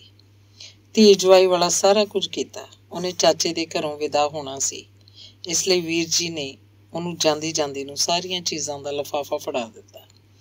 ਮੈਂ ਤੇ ਬਸ 2 ਕੁ ਸੌ ਦਾ ਇੱਕ ਸ਼ਾਲ ਹੀ ਦਿੱਤਾ। ਉਨੀ ਦਿਨੀ ਹਾਲੇ ਮੈਂ ਕੰਪਿਊਟਰ ਨਹੀਂ ਸੀ ਲਿਆ, ਇਸ ਲਈ ਬੇਬੀ ਬਾਰੇ ਹਰਿੰਦਰ ਨਾਲ ਗੱਲਬਾਤ ਨਹੀਂ ਹੋ ਸਕੀ। ਉਹ ਤੇ ਅੱਗੇ ਹੀ ਕਦੀ ਕਦਾਈ ਚਿੱਠੀ ਲਿਖਦਾ ਸੀ। ਨਾਲੇ ਹਾਲੇ ਮੈਨੂੰ ਇਹ ਵੀ ਪਤਾ ਨਹੀਂ ਸੀ ਕਿ ਬੇਬੀ ਨਾਲ ਹਾਲੇ ਵੀ ਉਹ ਗੁੱਸੇ ਵੀ ਕਿ ਨਹੀਂ। ਬੇਬੀ ਕੋਲੋਂ ਮੈਂ ਸਿੱਧਾ ਨਹੀਂ ਪੁੱਛਿਆ, ਐਵੇਂ ਅੱਲੇ ਫੱਟਾਂ ਨੂੰ ਛੇੜਨ ਦਾ ਕੀ ਫਾਇਦਾ। ਖੁਸ਼ੀ ਖੁਸ਼ਾਈ ਆਪਣੇ ਅਮਰੀਕਨ ਪਤੀ ਨਾਲ ਇੱਥੇ ਆਈ ਏ। ਸ਼ਾਇਦ ਉਹ ਆਪਣੇ ਪਤੀ ਨੂੰ ਦਾਦਕਿਆਂ ਨੂੰ ਮਿਲਾਉਣ ਲਿਆਈ ਏ। ਉਹਦੇ ਮਨ 'ਚ ਇਸ ਮੇਲ ਗੇਲ ਦਾ ਚਾਅ ਹੋਵੇ। ਮੈਨੂੰ ਤੇ ਉਹ ਲੱਗਦੀ ਬੜੀ ਮਾਸੂਮ ਏ। ਮੇਰਾ ਜੀਅ ਕਰਦਾ ਹੈ ਕਿ ਮੈਂ ਉਹਨੂੰ ਉਹਦੀ ਸ਼ਾਦੀ ਬਾਰੇ ਪੁੱਛਾਂ, ਕਿਵੇਂ ਹੋਈ, ਕਿੱਥੇ ਕਿੱਥੇ ਡੇਟਿੰਗ ਕਰਦੇ ਰਹੇ, ਪਹਿਲੀ ਮੁਲਾਕਾਤ ਕਿਵੇਂ ਹੋਈ। ਮੈਨੂੰ ਆਪਣੇ ਹਿੰਦੁਸਤਾਨ ਬਾਰੇ ਤੇ ਪਤਾ ਹੀ ਸੀ ਕਿ ਇੱਥੇ ਮੁਲਾਕਾਤ ਕਿਵੇਂ ਹੋ ਸਕਦੀ ਹੈ, ਪਰ ਅਮਰੀਕਾ ਦਾ ਪਤਾ ਨਹੀਂ ਕਿ ਉੱਥੇ ਹਿੰਦੁਸਤਾਨੀ ਮਾਪਿਆਂ ਦੀ ਕੁੜੀ ਇੱਕ ਅਮਰੀਕਨ ਮੁੰਡੇ ਨੂੰ ਕਿਵੇਂ ਮਿਲੀ, ਕਿਵੇਂ ਦੋਸਤੀ ਬਣੀ ਤੇ ਵਧੀ ਫੁੱਲੀ। ਪਾਪਾ ਨੂੰ ਕਦੋਂ ਪਤਾ ਲੱਗਾ, ਕਿਵੇਂ ਲੱਗਾ, ਉਹਨੇ ਅੱਗੋਂ ਕੀ ਕਿਹਾ। ਜੇ ਉਹ ਰਾਜ਼ੀ ਨਹੀਂ ਸੀ ਤਾਂ ਉਹ ਤੁਹਾਡੇ ਰਾਹ 'ਚ ਕੋਈ ਰੁਕਾਵਟ ਪਾਉਂਦਾ ਸੀ ਕਿ ਨਹੀਂ, ਕਿਸ ਤਰ੍ਹਾਂ ਦੀ ਰੁਕਾਵਟ ਪਾਉਂਦਾ ਸੀ। ਖੈਰ ਵੀਰ ਜੀ ਨੂੰ ਜ਼ਰੂਰ ਪਤਾ ਹੋਏਗਾ, ਕਦੀ ਪੁੱਛ ਲਵਾਂਗਾ। ਵੀਡੀਓ ਮੁੱਕ ਗਈ। ਸਾਰੇ ਰੋਟੀ ਖਾਣ ਲਈ ਡਾਈਨਿੰਗ ਟੇਬਲ ਤੇ ਜਾ ਬੈਠੇ। ਹਰਿੰਦਰ ਦਾ ਜਵਾਈ ਮੈਨੂੰ ਚੰਗਾ ਲੱਗਾ। ਸ਼ਰੀਫ, ਸਿਆਣਾ, ਮਾਸਟਰ ਹੋਣ ਕਰਕੇ ਪੜ੍ਹਿਆ ਲਿਖਿਆ ਵਾਲੀਆਂ ਗੱਲਾਂ। ਆਮ ਅਮਰੀਕਨਾਂ ਵਾਂਗ ਹੰਕਾਰ ਬਿਲਕੁਲ ਨਹੀਂ। ਸ਼ਾਇਦ ਇਹ ਗੱਲ ਮੇਰੇ ਮਨ 'ਚ ਇਸ ਲਈ ਆਈ ਕਿਉਂਕਿ ਉਹਦਾ ਸਹੁਰਾ ਹਰਿੰਦਰ ਮੈਨੂੰ ਅਮਰੀਕਨ ਹੋਣ ਦੇ ਮਾਣ ਨਾਲ ਭਰਿਆ ਹੋਇਆ ਲੱਗਦਾ ਸੀ। ਉਹ ਆਪਣੇ ਆਪ ਨੂੰ ਹਿੰਦੁਸਤਾਨੀਆਂ ਨਾਲੋਂ ਚੰਗੇਰਾ ਤੇ ਉਚੇਰਾ ਸਮਝਦਾ ਸੀ। ਇੰਝ ਲੱਗਦਾ ਜਿਵੇਂ ਅਮਰੀਕਨਾਂ ਨਾਲੋਂ ਵੀ ਵਧੇਰੇ ਅਮਰੀਕਨ ਹੋਵੇ। ਮੈਨੂੰ ਉਹਦੀਆਂ ਗੱਲਾਂ ਅੰਦਰ ਲੁਕੀ ਹੋਈ ਬੇਈਮਾਨੀ ਸੁਰ ਵਿੱਚੋਂ ਇਹੋ ਫਰਕ ਹੀ ਸਹੀ ਹੋਇਆ ਸੀ। ਉਹਦੇ ਨਾਲ ਗੱਲ ਕਰਦਿਆਂ ਇੰਝ ਲੱਗਦਾ ਜਿਵੇਂ ਉਹਨੇ ਸਾਰੇ ਹਿੰਦੁਸਤਾਨੀ ਰੀਤੀ ਰਿਵਾਜ ਹੇਠ ਲੱਗਦੇ ਹੋਣ। ਇਸ ਲਈ ਜਦੋਂ ਉਹਨੇ ਮੈਨੂੰ ਇਹ ਗੱਲ ਦੱਸੀ ਸੀ ਕਿ ਉਹਨੇ ਬੇਬੀ ਨੂੰ ਦਾਜ ਨਹੀਂ ਸੀ ਦਿੱਤਾ, ਉਦੋਂ ਮੈਂ ਸਿਰਫ ਬੇਬੀ ਨਾਲ ਰੁੱਸੇ ਹੋਣ ਦੀ ਗੱਲ ਇੰਟਰਨੈਟ ਤੇ ਟਾਈਪ ਕੀਤੀ ਸੀ, ਪਰ ਬਾਅਦ 'ਚ ਉਹਦੀਆਂ ਗੱਲਾਂ ਤੋਂ ਤੇ ਉਹਦੇ ਵਰਤਨ ਵਿਹਾਰ ਤੋਂ ਸਹੀ ਹੋ ਗਿਆ ਸੀ ਕਿ ਉਹ ਹਰ ਦੇਣ ਲੈਣ ਨੂੰ ਰੁਪਈਆ ਵਿੱਚ ਗਿਣਦਾ ਸੀ। ਇਸੇ ਲਈ ਪਿੱਛੇ ਜੇ ਮਾਰਗਰੀਟ ਤੋਂ ਤਲਾਕ ਲੈਣ ਪਿੱਛੋਂ ਉਹ ਆਪਣੇ ਬੇਚੈਨ ਮਨ ਨੂੰ ਟਿਕਾਣੇ ਕਰਨ ਲਈ ਬੇਬੀ ਕੋਲ ਗਿਆ ਸੀ ਤਾਂ ਮੈਂ ਪੁੱਛਿਆ ਵੀ ਬੇਬੀ ਨੂੰ ਕੀ ਦੇ ਕੇ ਆਇਆ, ਤਾਂ ਉਹਨੇ ਹੈਰਾਨੀ ਨਾਲ ਪੁੱਛਿਆ ਸੀ ਕੀ ਦੇਣਾ ਸੀ। ਹਾਂ, ਬਾਲਾਂ ਨੂੰ ਥੋੜੇ ਜਿਹੇ ਖਿਡੌਣੇ ਲੈ ਦਿੱਤੇ ਸੀ ਤੇ ਨਵਾਂ ਸਾਲ ਮਨਾਉਣ ਲਈ $100 ਦਿੱਤੇ ਸੀ। ਮੈਂ ਅੱਗੋਂ ਟਾਈਪ ਕੀਤਾ ਸੀ ਥੋੜੇ ਨਹੀਂ, ਤਾਂ ਉਹ ਫਿਰ ਹੈਰਾਨ ਹੋਇਆ ਸੀ। ਫਿਰ ਮੈਂ ਉਹਨੂੰ ਦੱਸਿਆ ਸੀ ਕਿ ਸਾਡੇ ਤੇ ਧੀਆਂ ਵੱਲ ਜਾਈਏ ਤਾਂ ਚੰਗਾ ਚੋਖਾ ਲੈ ਕੇ ਜਾਈਦਾ। ਅੱਗੋਂ ਕਹਿਣ ਲੱਗਾ, ਯਾਰ ਮੈਨੂੰ ਉੱਥੇ ਆਇਆ 40 ਸਾਲ ਹੋ ਗਏ ਨੇ, ਮੈਨੂੰ ਤੇ ਸਾਰੇ ਰਿਵਾਜ ਹੀ ਭੁੱਲ ਗਏ ਨੇ। ਆਹੋ ਭਾਈ, ਜੇ ਹਿੰਦੁਸਤਾਨੀਆਂ ਨਾਲ ਮੇਲ ਮੁਲਾਕਾਤ ਨਹੀਂ ਰੱਖਿਆ ਤਾਂ ਤੈਨੂੰ ਕਿਵੇਂ ਯਾਦ ਰਹੇਗਾ ਕਿ ਹਿੰਦੁਸਤਾਨੀ ਰਿਵਾਜ ਕੀ ਨੇ। ਬੱਚਤ ਵਾਧੂ ਦੀ। ਹਰਿੰਦਰ ਵੱਲੋਂ ਪੂਰਾ 1 ਮਿੰਟ ਕੋਈ ਜਵਾਬ ਨਹੀਂ ਆਇਆ। ਸਿਰਫ ਇਹੋ ਹੀ ਨਜ਼ਰੀ ਆਉਂਦਾ ਰਿਹਾ ਕਿ ਹਰਿੰਦਰ ਸੁਨੇਹਾ ਟਾਈਪ ਪਿਆ ਕਰਦਾ ਹੈ। ਮੈਂ ਵੀ ਚੁੱਪ ਕਰਕੇ ਉਹਦੇ ਸੁਨੇਹੇ ਨੂੰ ਉਡੀਕਦਾ ਰਿਹਾ। ਮੇਰੇ ਮਨ 'ਚ ਆਇਆ ਵੀ ਕਿ ਲਿਖਦਿਆਂ ਧੀਆਂ ਨੂੰ ਦਿੱਤਾ ਪੁੰਨ ਹੁੰਦਾ, ਪਰ ਸੋਚਿਆ ਪੁੱਛੇਗਾ ਪੁੰਨ ਕੀ ਹੁੰਦਾ। ਜਿਵੇਂ ਇੱਕ ਵਾਰ ਮੈਂ ਲਿਖਿਆ ਸੀ ਕਿ ਕਿਸੇ ਆਦਮੀ ਦਾ ਅਹਿਸਾਨ ਲਾਉਣਾ ਹੋਵੇ, ਸੌਖਾ ਤਰੀਕਾ ਹੈ ਕਿ ਉਸ ਆਦਮੀ ਦੇ ਵਿਰੋਧੀ ਬਣ ਕੇ ਨਿੰਦਾ ਕਰੋ। ਅਹਿਸਾਨ ਸ਼ਬਦ ਮੈਂ ਅਨੁਵਾਦ ਕਰਕੇ ਅੰਗਰੇਜ਼ੀ 'ਚ ਨਹੀਂ ਲਿਖਿਆ, ਸਗੋਂ ਰੋਮਨ ਅੱਖਰਾਂ ਵਿੱਚ ਹੀ ਟਾਈਪ ਕਰ ਦਿੱਤਾ। ਉਹਨੇ ਪੁੱਛ ਲਿਆ, ਅਹਿਸਾਨ ਦਾ ਅਰਥ ਕੀ ਹੈ? ਅੰਗਰੇਜ਼ੀ 'ਚ ਟਾਈਪ ਕਰਕੇ ਸਮਝਾਉਣਾ ਪਿਆ। ਮੈਨੂੰ ਮੇਰਾ ਦਾਗਿਸਤਾਨ ਵਿਚਲੇ ਰਸੂਲ ਹਮਜ਼ਾ ਤੋਂ ਉਹਦੇ ਸ਼ਬਦ ਯਾਦ ਆਏ। ਉਹ ਕਿੰਨਾ ਬਦਕਿਸਮਤ ਹੋਏਗਾ ਜਿਹੜਾ ਆਪਣੀ ਬੋਲੀ ਭੁੱਲ ਜਾਏ। ਜੀ ਕੀਤਾ ਇਹ ਅੱਖਰ ਵੀ ਟਾਈਪ ਕਰ ਦੇਵਾਂ, ਪਰ ਫਿਰ ਉਹਨੇ ਪੁੱਛ ਲੈਣਾ ਸੀ ਰਸੂਲ ਹਮਜ਼ਾ ਤੋਂ ਕੌਣ ਹੈ, ਦਾਗਿਸਤਾਨ ਕਿੱਥੇ ਵੇ। ਮੇਰੇ ਲਈ ਦਾਗਿਸਤਾਨ ਬਾਰੇ ਸਮਝਾਉਣਾ ਤੇ ਔਖਾ ਸੀ। ਕਹਿ ਦਿੰਦਾ ਚੇਚਨੀਆਂ ਦੇ ਕੋਲ। ਉਹਨੂੰ ਸਮਝ ਆ ਜਾਣੀ ਸੀ ਕਿਉਂਕਿ ਚੇਚਨੀਆਂ 'ਚ ਅਮਰੀਕਾ ਦੇ ਚੁੱਕੇ ਚੁਕਾਏ ਅੱਤਵਾਦੀਆਂ ਨਾਲ ਰੂਸ ਦੀ ਲੜਾਈ ਚੱਲਦੀ ਪਈ ਸੀ। ਉਡੀਕ ਕੇ ਜਿਹੜਾ ਜਵਾਬ ਆਇਆ, ਮੈਨੂੰ ਉਸ ਵੇਲੇ ਉਹਦੀ ਆਸ ਨਹੀਂ ਸੀ। ਬੇਬੀ ਹੁਣ ਮੇਰੀ ਸ਼ਾਦੀ ਕਰਾਉਣ ਦੇ ਖਿਲਾਫ ਏ। ਕਿਉਂ? ਉਹ ਕਹਿੰਦੀ ਇਹ ਛੋਟੀ ਉਮਰ ਦੀ ਪਰੇਸ਼ਾਨੀ ਪੈਦਾ ਕਰ ਸਕਦੀ ਹੈ ਤੇ ਵਡੇਰੀ ਉਮਰ ਦੀ ਘਰ-ਬਾਰ ਕਿਵੇਂ ਸੰਭਾਲ ਲਏਗੀ। ਗੱਲ ਉਹਦੀ ਠੀਕ ਹੈ, ਪਰ ਵੇਖ ਲੈ ਅਮਰੀਕਾ 'ਚ ਬੁਢਾਪਾ ਔਖਾ ਲੰਘਦਾ ਹੈ। ਫਿਰ ਵੀ ਤੁਹਾਡੇ ਨਾਲੋਂ ਸੌਖਾ ਹੀ ਹੁੰਦਾ ਹੈ। ਤੁਹਾਡੇ ਤੇ ਜੇ ਮੁੰਡਾ ਭੈੜੀ ਨੂੰਹ ਦੇ ਹੱਥਾਂ ਤੇ ਪਿਆ ਹੋਵੇ ਤਾਂ ਪਰੇਸ਼ਾਨੀ। ਇੱਥੇ ਮੇਰਾ ਇੱਕ ਦੋਸਤ ਏ, ਉਹਦਾ ਭਰਾ ਪਿੱਛੇ ਰਹਿੰਦਾ ਹੈ। ਪਿਓ ਉਹਦੇ ਕੋਲ ਰਹਿ ਕੇ ਸੁਖੀ ਨਹੀਂ। ਇੱਥੇ ਵੀ 1 ਵਾਰੀ ਆਇਆ ਸੀ, ਦੁਖੀ ਹੋ ਕੇ ਗਿਆ ਸੀ। ਹੁਣ ਕੀ ਕਰੇ? ਵਾਪਸ ਅੱਪੜ ਕੇ ਵੀ ਕਿੱਥੇ ਜਾਵੇ? ਉੱਥੋਂ ਦੇ ਬਿਰਧ ਆਸ਼ਰਮ ਵੀ ਬਾਹਲੇ ਆਰਾਮਦੇਹ ਨਹੀਂ। ਘੱਟੋ ਘੱਟ ਇੱਥੇ ਬਿਰਧ ਆਸ਼ਰਮ ਤੇ ਚੰਗੇ ਨੇ। ਚੱਲ ਛੱਡ ਪਰੇ, ਹਾਲੀ ਇੰਨੀ ਲੰਬੀ ਸੋਚ ਕਿਉਂ ਸੋਚਦਾ? ਹਾਲੀ ਤੂੰ ਆਪ ਚੰਗਾ ਭਲਾ। ਜੇ ਕੋਈ ਢੰਗ ਦੀ ਹਿੰਦੁਸਤਾਨੀ ਔਰਤ ਮਿਲ ਜਾਏ ਤਾਂ ਸੋਚ ਲੈ ਕੁਝ ਮਹੀਨੇ। ਠੀਕ ਹੈ, ਸੋਚ ਲੈਂਦੇ ਹਾਂ। ਮੈਂ ਹੁਣ ਬੰਦ ਕਰਨ ਲੱਗਾ। ਡਿਨਰ ਬਣਾਉਣਾ। ਆਪੇ ਹੱਥ ਲਾਉਣਾ। ਹੋਰ ਕੀ, ਮੈਂ ਮਾਰਗਰੀਟ ਨਾਲੋਂ ਚੰਗਾ ਖਾਣਾ ਬਣਾ ਸਕਦਾ। ਖੁਸ਼ ਹੋ ਲੈ, ਪਰ ਬੱਚੂ ਜਿਹੜਾ ਮਜ਼ਾ ਵਹੁਟੀ ਦੇ ਹੱਥ ਦੀ ਪਕਾਈ ਖਾਣ ਦਾ ਹੈ, ਆਪੇ ਕੱਚੀ ਪੱਕੀ ਦਾ ਕੀ ਸਵਾਦ। ਅੰਗ 19ਵਾਂ। ਉਸ ਦਿਨ ਇੰਟਰਨੈਟ ਖੋਲਿਆ ਤਾਂ ਹਰਿੰਦਰ ਦਾ ਸੁਨੇਹਾ ਸੀ, ਸ਼ਾਮ ਨੂੰ ਬੈਠੀ, ਤੇਰੇ ਨਾਲ ਸਲਾਹ ਕਰਨੀ ਹੈ। ਸੋਚੀ ਪੈ ਗਿਆ, ਕਾਹਦੀ ਸਲਾਹ ਹੋ ਸਕਦੀ ਏ? ਸ਼ਾਦੀ ਬਾਰੇ ਹੋ ਸਕਦੀ ਏ, ਬੇਬੀ ਬਾਰੇ ਹੋ ਸਕਦੀ ਏ, ਜਾਂ ਆਪਣੀ ਅਮਰੀਕਾ ਵਾਲੀ ਭੈਣ ਬਾਰੇ ਕੋਈ ਗੱਲ ਹੋ ਸਕਦੀ ਏ। ਚੇਤਾ ਆਇਆ, ਇਹ ਭੈਣ ਉਹੀ ਹੈ ਜਿਹੜੀ ਡਾਕਟਰੀ ਕਰਕੇ ਤੇ ਵਿਆਹ ਕਰਾ ਕੇ ਗਈ ਸੀ। ਦੋਵੇਂ ਡਾਕਟਰ, ਚੰਗੇ ਸੌਖੇ, ਵੱਡਾ ਸਾਰਾ ਘਰ, ਸਵਿਮਿੰਗ ਪੂਲ, ਹਰ ਤਰ੍ਹਾਂ ਦੀ ਸਹੂਲਤ। ਉਨੀ ਦਿਨੀ ਜਦੋਂ ਹਰਿੰਦਰ ਦਾ ਸ਼ੀਲਾ ਨਾਲ ਝਗੜਾ ਪਿਆ ਚੱਲਦਾ ਸੀ, ਉਨੀ ਦਿਨੀ ਬੇਕਾਰੀ ਵੀ ਪਿਆ ਭੋਗਦਾ ਸੀ। ਸ਼ੀਲਾ ਨਾਲ ਬੇਬੀ ਨੂੰ ਲੈ ਕੇ ਮੁਕੱਦਮੇਬਾਜ਼ੀ ਵੀ ਚੱਲਦੀ ਪਈ ਸੀ। ਖਰਚਾ ਬਾਹਲਾ ਤੇ ਆਮਦਨ ਕੋਈ ਨਾ, ਡਾਢਾ ਔਖਾ। ਅਮਰੀਕਾ ਵਿੱਚ ਤੇ ਬੇਕਾਰ ਬੰਦਾ ਕੋਹੜੀ ਸਮਝਿਆ ਜਾਂਦਾ ਹੈ। ਕੋਈ ਨੇੜੇ ਨਹੀਂ ਲੱਗਦਾ। ਘਰੋਂ ਪੈਸੇ ਮੰਗਾ ਨਹੀਂ ਸੀ ਸਕਦਾ। ਕਿਹੜੇ ਮੂੰਹ ਨਾਲ ਮੰਗਾਵੇ, ਕੀ ਕਹੇ? ਪੜ੍ਹਾਈ ਵੇਲੇ ਤੇ ਚਾਚਾ ਜੀ ਔਖੇ ਸੌਖੇ ਹੋ ਕੇ ਪੈਸੇ ਭੇਜਦੇ ਰਹੇ, ਹੁਣ ਕਾਹਦੇ ਲਈ ਭੇਜਣ? ਉਹਨਾਂ ਨੂੰ ਤੇ ਇਹੀ ਪਤਾ ਸੀ ਕਿ ਨੌਕਰੀ ਲੱਗੀ ਹੋਈ ਏ, ਹੁਣ ਸਗੋਂ ਸਾਨੂੰ ਭੇਜੇ। ਉਹਨਾਂ ਨੂੰ ਕੀ ਪਤਾ ਕਿ ਉਹਨਾਂ ਦਾ ਮੁੰਡਾ ਉੱਥੇ ਕਿਹੜੇ ਚੰਨ ਚਾੜੀ ਬੈਠਾ ਸੀ। ਜਦੋਂ ਉਹਦਾ ਸ਼ੀਲਾ ਨਾਲ ਰੇੜਕਾ ਸ਼ੁਰੂ ਹੋਇਆ ਤਾਂ ਵਕਤੇ ਪੈ ਗਏ। ਵਕੀਲ ਦੀਆਂ ਫੀਸਾਂ, ਭੱਜ ਨੱਸ, ਬੇਕਾਰੀ, ਪੈਸੇ ਮੁੱਕਾ ਗਏ। ਅਮਰੀਕਾ ਵਾਲੀ ਭੈਣ ਨੂੰ ਫੋਨ ਕੀਤਾ। ਮੈਂ ਆਪਣੇ ਮਨ 'ਚ ਹਰਿੰਦਰ ਤੇ ਅਮਰੀਕਾ ਵਾਲੀ ਭੈਣ ਦੀ ਗੱਲਬਾਤ ਚਿੱਤ ਵਧਾਂ। ਗੁੱਡੀ, ਕੀ ਹਾਲ ਏ? ਚੰਗਾ, ਤੂੰ ਸੁਣਾ? ਠੀਕ ਨਹੀਂ, ਸ਼ੀਲਾ ਨਾਲ ਰੇੜਕਾ ਚੱਲਦਾ ਪਿਆ। ਕਿਸ ਗੱਲ ਦਾ? ਬਸ ਐਵੇਂ ਹੀ, ਬੇਬੀ ਨੂੰ ਲੈ ਗਈ ਏ, ਮੁਕੱਦਮਾ ਕੀਤਾ। ਕਾਹਦੇ ਲਈ ਕਰਨਾ ਸੀ? ਕੁੜੀ ਉਹਦੇ ਹਵਾਲੇ ਥੋੜਾ ਕਰ ਦੇਣੀ ਹੈ। ਮਿਲਣ ਵੀ ਨਹੀਂ ਦਿੰਦੀ। ਨਹੀਂ, ਕਹਿੰਦੀ ਹੈ ਤੇਰਾ ਕੋਈ ਤਾਲੁਕ ਨਹੀਂ, ਆਪਸ 'ਚ ਗੱਲਬਾਤ ਨਹੀਂ ਹੋ ਸਕਦੀ। ਉਹ ਸਮਾਂ ਲੰਘ ਗਿਆ, ਕਿਸੇ ਨੂੰ ਵਿੱਚ ਪਾ ਲੈਣਾ ਸੀ। ਇੱਥੇ ਕੋਈ ਨਹੀਂ ਕਿਸੇ ਦੇ ਮਾਮਲੇ 'ਚ ਪੈਂਦਾ। ਵੇਖ ਲੈ, ਖੱਜਲ ਖੁਆਰੀ ਇਹ ਨਿਰੀ ਇਹਨਾਂ ਗੱਲਾਂ 'ਚ। ਠੀਕ ਏ, ਪਰ ਹੋਰ ਕੋਈ ਚਾਰਾ ਨਹੀਂ ਸੀ। ਫਿਰ ਇੱਥੇ ਆ ਕੇ ਹਰਿੰਦਰ ਕੁਝ ਪਲ ਚੁੱਪ ਰਿਹਾ ਹੋਏਗਾ ਤੇ ਫਿਰ ਕਿਹਾ ਹੋਏਗਾ, ਕੁਝ ਪੈਸੇ ਭੇਜ ਸਕਦੀ ਹੈ? ਹੁਣ ਗੁੱਡੀ ਦੀ ਵਾਰੀ ਹੋਏਗੀ ਕੁਝ ਪਲ ਚੁੱਪ ਰਹਿਣ ਦੀ। ਫਿਰ ਉਹਨੇ ਪੁੱਛਿਆ, ਕਿੰਨੇ ਕੁ? ਇਹੋ ਕੋਈ 1000 ਖੰਡ। ਇੰਨੇ ਕਿਉਂ? ਕਈ ਖਰਚੇ ਨੇ, ਹਾਲਾ ਭੇਜ ਦਿੰਦੀ ਹਾਂ। ਹੋਰ ਕੁਝ? ਥੈਂਕਸ। ਟੈਲੀਫੋਨ ਬੰਦ ਹੋ ਗਿਆ ਹੋਣਾ ਤੇ ਦੋਹਾਂ ਨੇ ਆਪੋ ਆਪ ਕਈ ਗੱਲਾਂ ਸੋਚੀਆਂ ਹੋਣੀਆਂ ਨੇ। ਹਰਿੰਦਰ ਨੇ ਪਹਿਲਾਂ ਤੇ ਸੁੱਖ ਦਾ ਸਾਹ ਲਿਆ ਹੋਣਾ ਤੇ ਫਿਰ ਇਹ ਵੀ ਸੋਚਿਆ ਹੋਣਾ ਕਿ ਜਦੋਂ ਹੋਏ ਮੋੜ ਦਿਆਂਗਾ। ਪਰ ਮੈਨੂੰ ਇਹ ਖਿਆਲ ਆਇਆ ਕਿ ਹਰਿੰਦਰ ਨੇ ਇਹ ਬਿਲਕੁਲ ਨਹੀਂ ਸੋਚਿਆ ਹੋਣਾ ਭੈਣਾਂ ਦਾ ਪੈਸਾ ਤੇ ਅਮਾਨਤ ਵਾਂਗ ਵਾਪਸ ਕਰਨਾ ਚਾਹੀਦਾ। ਭੈਣਾਂ ਦਾ ਪੈਸਾ ਮਾਰਨਾ ਪਾਪ ਹੁੰਦਾ, ਉਹਨੂੰ ਤੇ ਭਰਮ ਹੀ ਨਹੀਂ ਹੋਣਾ। ਦੂਜੇ ਪਾਸੇ ਗੁੱਡੀ ਦੇ ਮਨ 'ਚ ਹੀ ਭਰਮ ਜ਼ਰੂਰ ਆਇਆ ਹੋਣਾ, ਪਤਾ ਨਹੀਂ ਮੁੜਦੇ ਨੇ ਕਿ ਨਹੀਂ। ਪਾਪਾ ਜੀ ਨੂੰ ਇਹਨੇ ਕਦੀ ਇੱਕ ਧੇਲਾ ਨਹੀਂ ਭੇਜਿਆ। ਇੰਨੇ ਸਾਲ ਨੌਕਰੀ ਕਰਦਾ ਰਿਹਾ, ਕੁਝ ਨਹੀਂ ਜੋੜਿਆ ਇਹਨੇ। ਪਰ ਛੱਡੋ ਪਰੇ, ਜੇ ਉਹਦੇ ਕੋਲ ਹੁੰਦੇ ਤਾਂ ਮੰਗਦਾ ਕਿਉਂ? ਮੰਗਣ ਵਾਲੇ ਨੂੰ ਸ਼ਰਮ ਤੇ ਆਉਂਦੀ ਹੀ ਏ। ਵੇਖੀ ਜਾਏਗੀ, ਭੇਜ ਤੇ ਦੇਣੇ ਹੀ ਨੇ, ਵਾਅਦਾ ਜੋ ਕੀਤਾ। ਪਰ ਜਦੋਂ ਸ਼ਾਮੀ ਇੰਟਰਨੈਟ ਤੇ ਬੈਠਾ ਤਾਂ ਗੱਲ ਹੀ ਹੋਰ ਨਿਕਲੀ। ਪੁੱਛਣਾ ਪਿਆ ਸੀ, ਹੁਣ ਦੱਸ ਕੀ ਕਰਾਂ? ਗੱਲ ਤੇ ਦੱਸ। ਮਸਲਾ ਖੜਾ ਹੋ ਗਿਆ। ਕਿਸ ਵੱਲੋਂ? ਕਿਸੇ ਵੱਲੋਂ ਨਹੀਂ, ਆਪਣਾ ਹੀ ਮਸਲਾ ਹੈ, ਖੋਲ ਕੇ ਦੱਸ। 49 ਸਾਲ ਵਾਲੀ ਦਾ ਤੇ ਪਤਾ ਨਹੀਂ, ਪਰ ਪਨਾਮਾ ਵਾਲੀ ਮੁੰਡੇ ਲਈ ਬਾਪ ਲੱਭਦੀ ਏ। 42 ਸਾਲ ਵਾਲੀ ਰਖੇਲਪੁਣੇ ਤੋਂ ਛੁਟਕਾਰਾ ਹਾਸਲ ਕਰਨਾ ਚਾਹੁੰਦੀ ਏ। ਦੱਸ ਕੀ ਕਰਾਂ? ਅੱਗੇ ਵੀ ਕਿਹਾ ਸੀ ਜ਼ਰਾ ਅਟਕ ਜਾ, ਕੁਝ ਮਹੀਨੇ ਸੋਚ ਲੈ। ਪਤਾ ਨਹੀਂ ਕਿਉਂ ਮੇਰੇ ਸਿਰੋਂ ਵਿਆਹ ਕਰਾਉਣ ਦਾ ਭੂਤ ਨਹੀਂ ਲੈਂਦਾ। ਬੱਚੂ, ਇੰਨਾ ਕਲੇਸ਼ ਭੁਗਤ ਕੇ ਵੀ ਅਸਲ 'ਚ ਰੀਤਾ ਨਾਲ ਸ਼ਾਦੀ ਕੀਤੀ ਕਿਉਂਕਿ ਉਹਦੇ ਮਾਪਿਆਂ ਦਾ ਵੱਡੀ ਉਮਰੇ ਤਲਾਕ ਹੋਇਆ ਸੀ ਤੇ ਉਹ ਉਖੜੀ ਲੱਗਦੀ ਸੀ। ਕਲੱਬ 'ਚ ਮਿਲੀ ਸੀ, ਬਸ ਡੇਟਿੰਗ ਹੋਈ ਤੇ ਫਿਰ ਜਦੋਂ ਮੈਂ ਸ਼ਾਦੀ ਲਈ ਕਿਹਾ ਤਾਂ ਝੱਟ ਮੰਨ ਗਈ। ਉਦੋਂ ਬੇਬੀ ਨੂੰ ਤਾਂ ਬਾਹਲਾ ਪਤਾ ਹੀ ਨਹੀਂ ਹੋਣਾ। ਸਿਆਣੀ ਤੇ ਬੜੀ ਸੀ, ਪਰ ਉਦੋਂ ਦਖਲ ਨਹੀਂ ਸੀ ਦਿੰਦੀ। ਤੇ ਹੁਣ ਤੇ ਉਹ ਵੀ ਮਨਾ ਕਰਦੀ ਹੈ। ਘੱਟੋ ਘੱਟ ਮਾਰਗਰੇਟ ਨੂੰ ਵਾਪਸ ਤੇ ਉਹ ਬਿਲਕੁਲ ਨਹੀਂ ਵੇਖਣਾ ਚਾਹੁੰਦੀ, ਕਿਉਂਕਿ ਉਹ ਵੀ ਬੇਬੀ ਦੀ ਸ਼ਾਦੀ ਦੇ ਖਿਲਾਫ ਸੀ।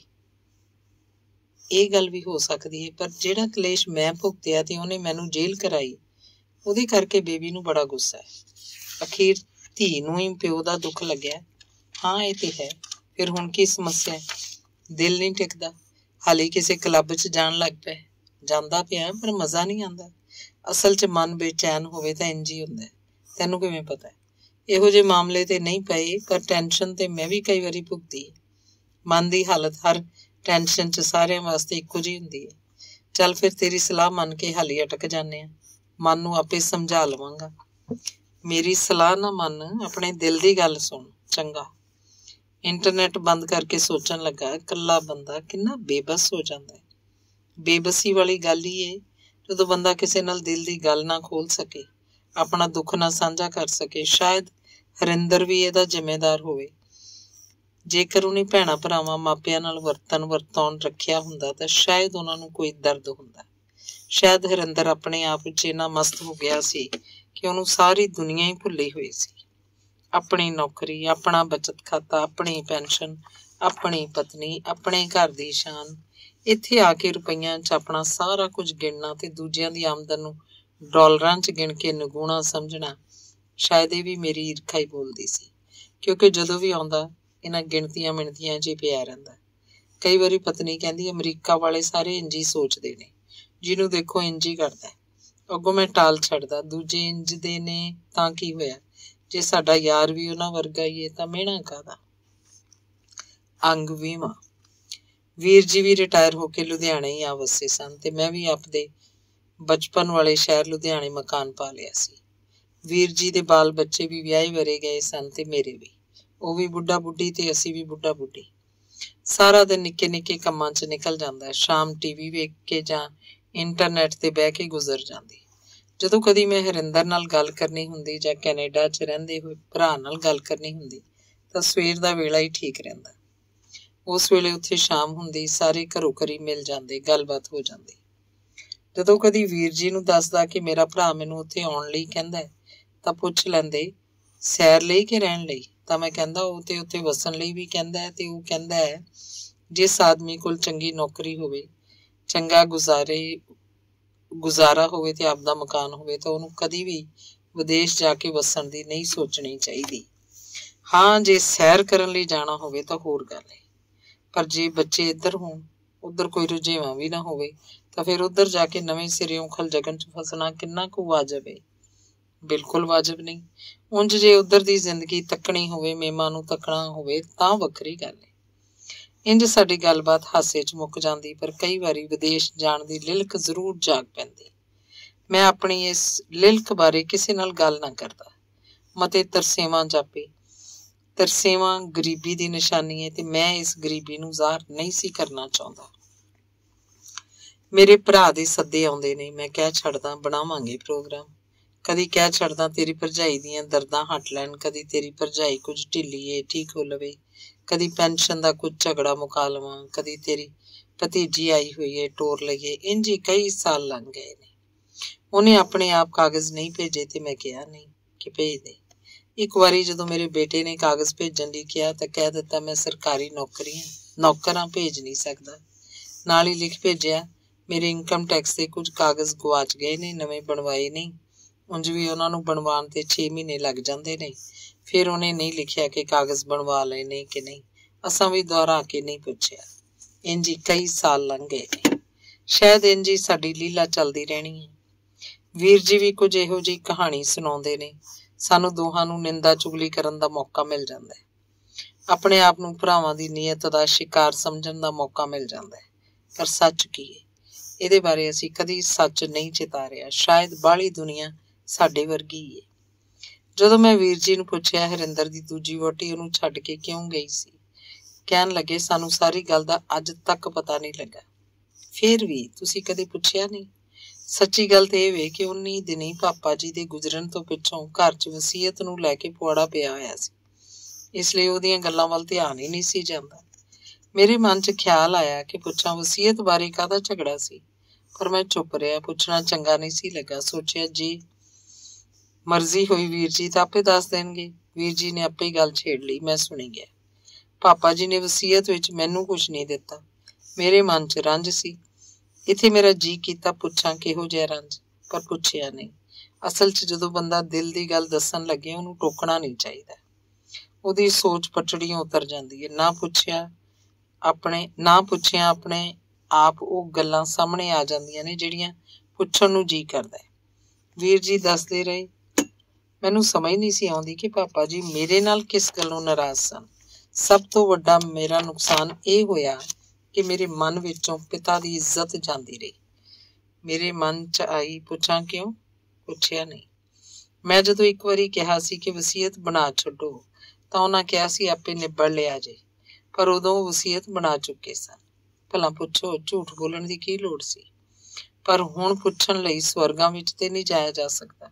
ਸ਼ਾਇਦ ਉਹਨਾਂ ਨੇ ਝੂਠ ਇਸ ਲਈ ਬੋਲਿਆ ਕਿ ਉਹ ਵਸੀਅਤ ਬਣਾ ਚੁੱਕੇ ਸਨ ਤੇ ਮੈਨੂੰ ਉਹਨਾਂ ਨੇ ਕੁਝ ਨਹੀਂ ਸੀ ਦਿੱਤਾ। ਸੱਚ ਬੋਲਣ ਤੋਂ ਡਰਦੇ ਸਨ। ਫਿਰ ਕਹਿਣ ਲੱਗੇ ਮੈਂ ਬਣਾ ਨਹੀਂ ਸਕਦਾ। ਮੈਂ ਪੁੱਛਿਆ ਸੀ ਕਿਉਂ, ਤਾਂ ਚੁੱਪ ਰਹੇ ਸਨ। ਇਹ ਤੋਂ ਪਿੱਛੋਂ ਵਸੀਅਤ ਪੜ੍ਹਨ ਤੇ ਪਤਾ ਲੱਗਾ ਕਿ ਦੁਕਾਨ ਨੂੰ ਉਹਨਾਂ ਨੇ ਪਾਕਿਸਤਾਨ 'ਚ ਰਹਿ ਗਈ ਜੱਦੀ ਜਾਇਦਾਦ ਦੇ ਮੁਆਵਜ਼ੇ 'ਚ ਮਿਲੀ ਵਿਖਾਇਆ ਸੀ।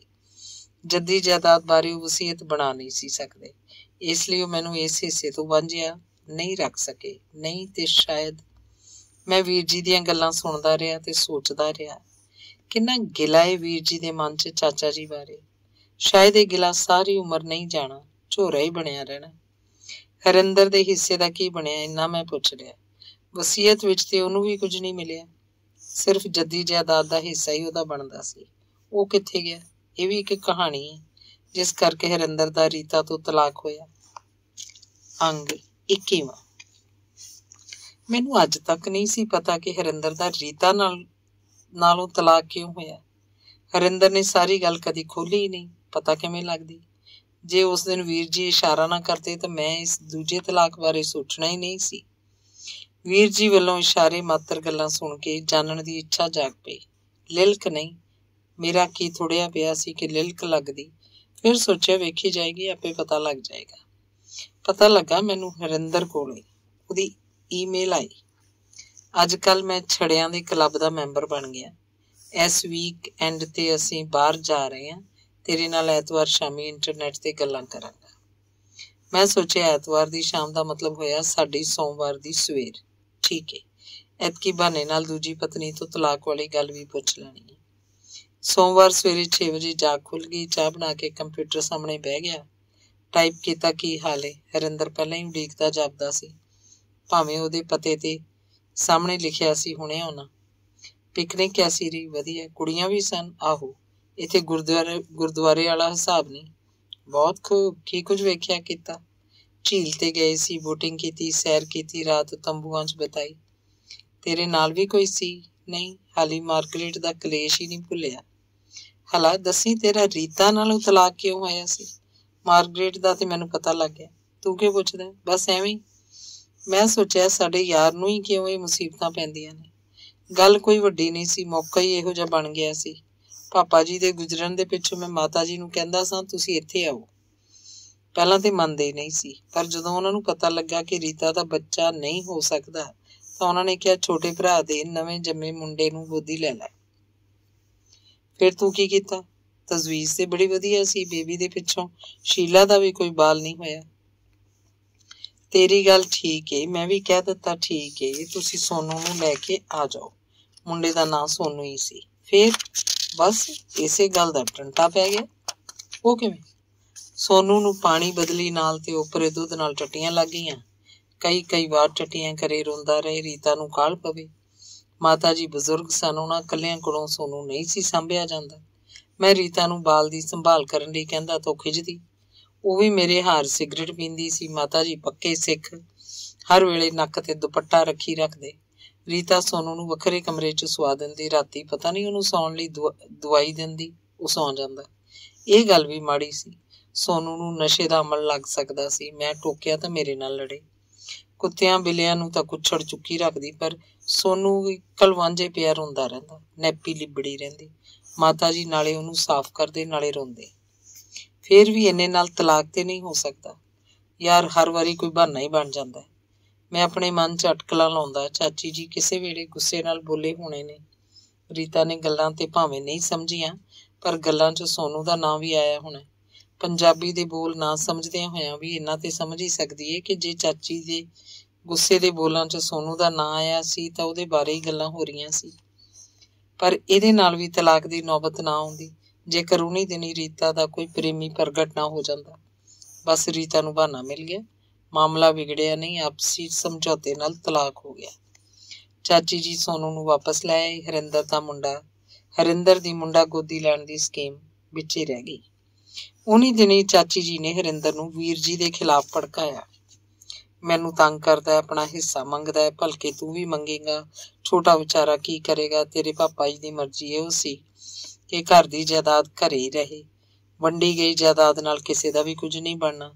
ਮੇਰਾ ਖਿਆਲ ਹੈ ਉਦੋਂ ਹੀ ਹਰਿੰਦਰ ਨੇ ਆਪਣਾ ਹਿੱਸਾ ਚਾਚੀ ਜੀ ਨੂੰ ਦੇ ਦਿੱਤਾ ਹੋਣਾ ਜਾਂ ਛੋਟੇ ਦੇ ਨਾਂ ਕਰ ਦਿੱਤਾ ਹੋਣਾ, ਪਰ ਪੂਰਾ ਪਤਾ ਨਹੀਂ। ਇਹ ਤੇ ਮੇਰੀਆਂ ਅਟਕਲਾਂ ਹੀ ਨੇ। ਉਂਝ ਇਹ ਮੈਨੂੰ ਪਤਾ ਹੈ ਕਿ ਹਰਿੰਦਰ ਨੇ ਉਨੀ ਦਿਨੀ ਹੀ ਭਰਜਾਈ ਜੀ ਨੂੰ ਸਾਰੇ ਮਾਮਲੇ ਬਾਰੇ ਇੱਕ ਲੰਮੀ ਚਿੱਠੀ ਲਿਖੀ ਸੀ। ਅੰਗ 22। ਮੈਂ ਅਟਕਲਾਂ ਇਸ ਲਈ ਲਾਣਾ ਹੈ ਕਿਉਂਕਿ ਮੈਨੂੰ ਇਸ ਟੱਬਰ ਨਾਲ ਇੱਕ ਸਾਂਝ ਜਿਹੀ ਮਹਿਸੂਸ ਹੁੰਦੀ ਹੈ। ਹਰਿੰਦਰ ਤੇ ਚਲਾ ਗਿਆ ਅਮਰੀਕਾ। ਪਿੱਛੋਂ ਮੇਰਾ ਇਸ ਘਰ ਆਉਣਾ ਜਾਣਾ ਬਣਿਆ ਰਿਹਾ। ਵੀਰ ਜੀ ਨਾਲ ਵੀ ਕਈ ਵਾਰੀ ਦੁਨੀਆਦਾਰੀ ਜਾਂ ਰਾਜਨੀਤੀ ਬਾਰੇ ਗੱਲਾਂ ਹੁੰਦੀਆਂ ਰਹਿੰਦੀਆਂ। ਮੈਂ ਉਹਨਾਂ ਨੂੰ ਸਾਰੇ ਟੱਬਰ ਨੂੰ ਆਪਣੇ ਵਿਆਹ ਤੇ ਸੱਦਿਆ। ਉਹ ਆਏ ਵੀ। ਮੇਰਾ ਦਿਲ ਬੜਾ ਰਾਜ਼ੀ ਹੋਇਆ। ਚਾਚਾ ਜੀ ਵੀ ਆਪਣੇ ਧੀਆਂ ਪੁੱਤਰਾਂ ਦੇ ਵਿਆਹਾਂ ਤੇ ਬੁਲਾਉਂਦੇ ਰਹੇ। ਵੇਲੇ ਕੁ ਵੇਲੇ ਜਦੋਂ ਲੋੜ ਪੈਂਦੀ ਮੈਂ ਉਹਨਾਂ ਨੂੰ ਆਵਾਜ਼ ਮਾਰ ਲੈਂਦਾ। ਉਹਨਾਂ ਲੜ ਪੌੜ ਪੈਣਾ। ਮੈਨੂੰ ਕੋਈ ਕੰਮ ਕਹਿੰਦੇ, ਵਸ ਲੱਗਦੇ ਮੈਂ ਕਰ ਦਿੰਦਾ। ਕੋਈ ਪਰੇਸ਼ਾਨੀ ਨਹੀਂ ਸੀ।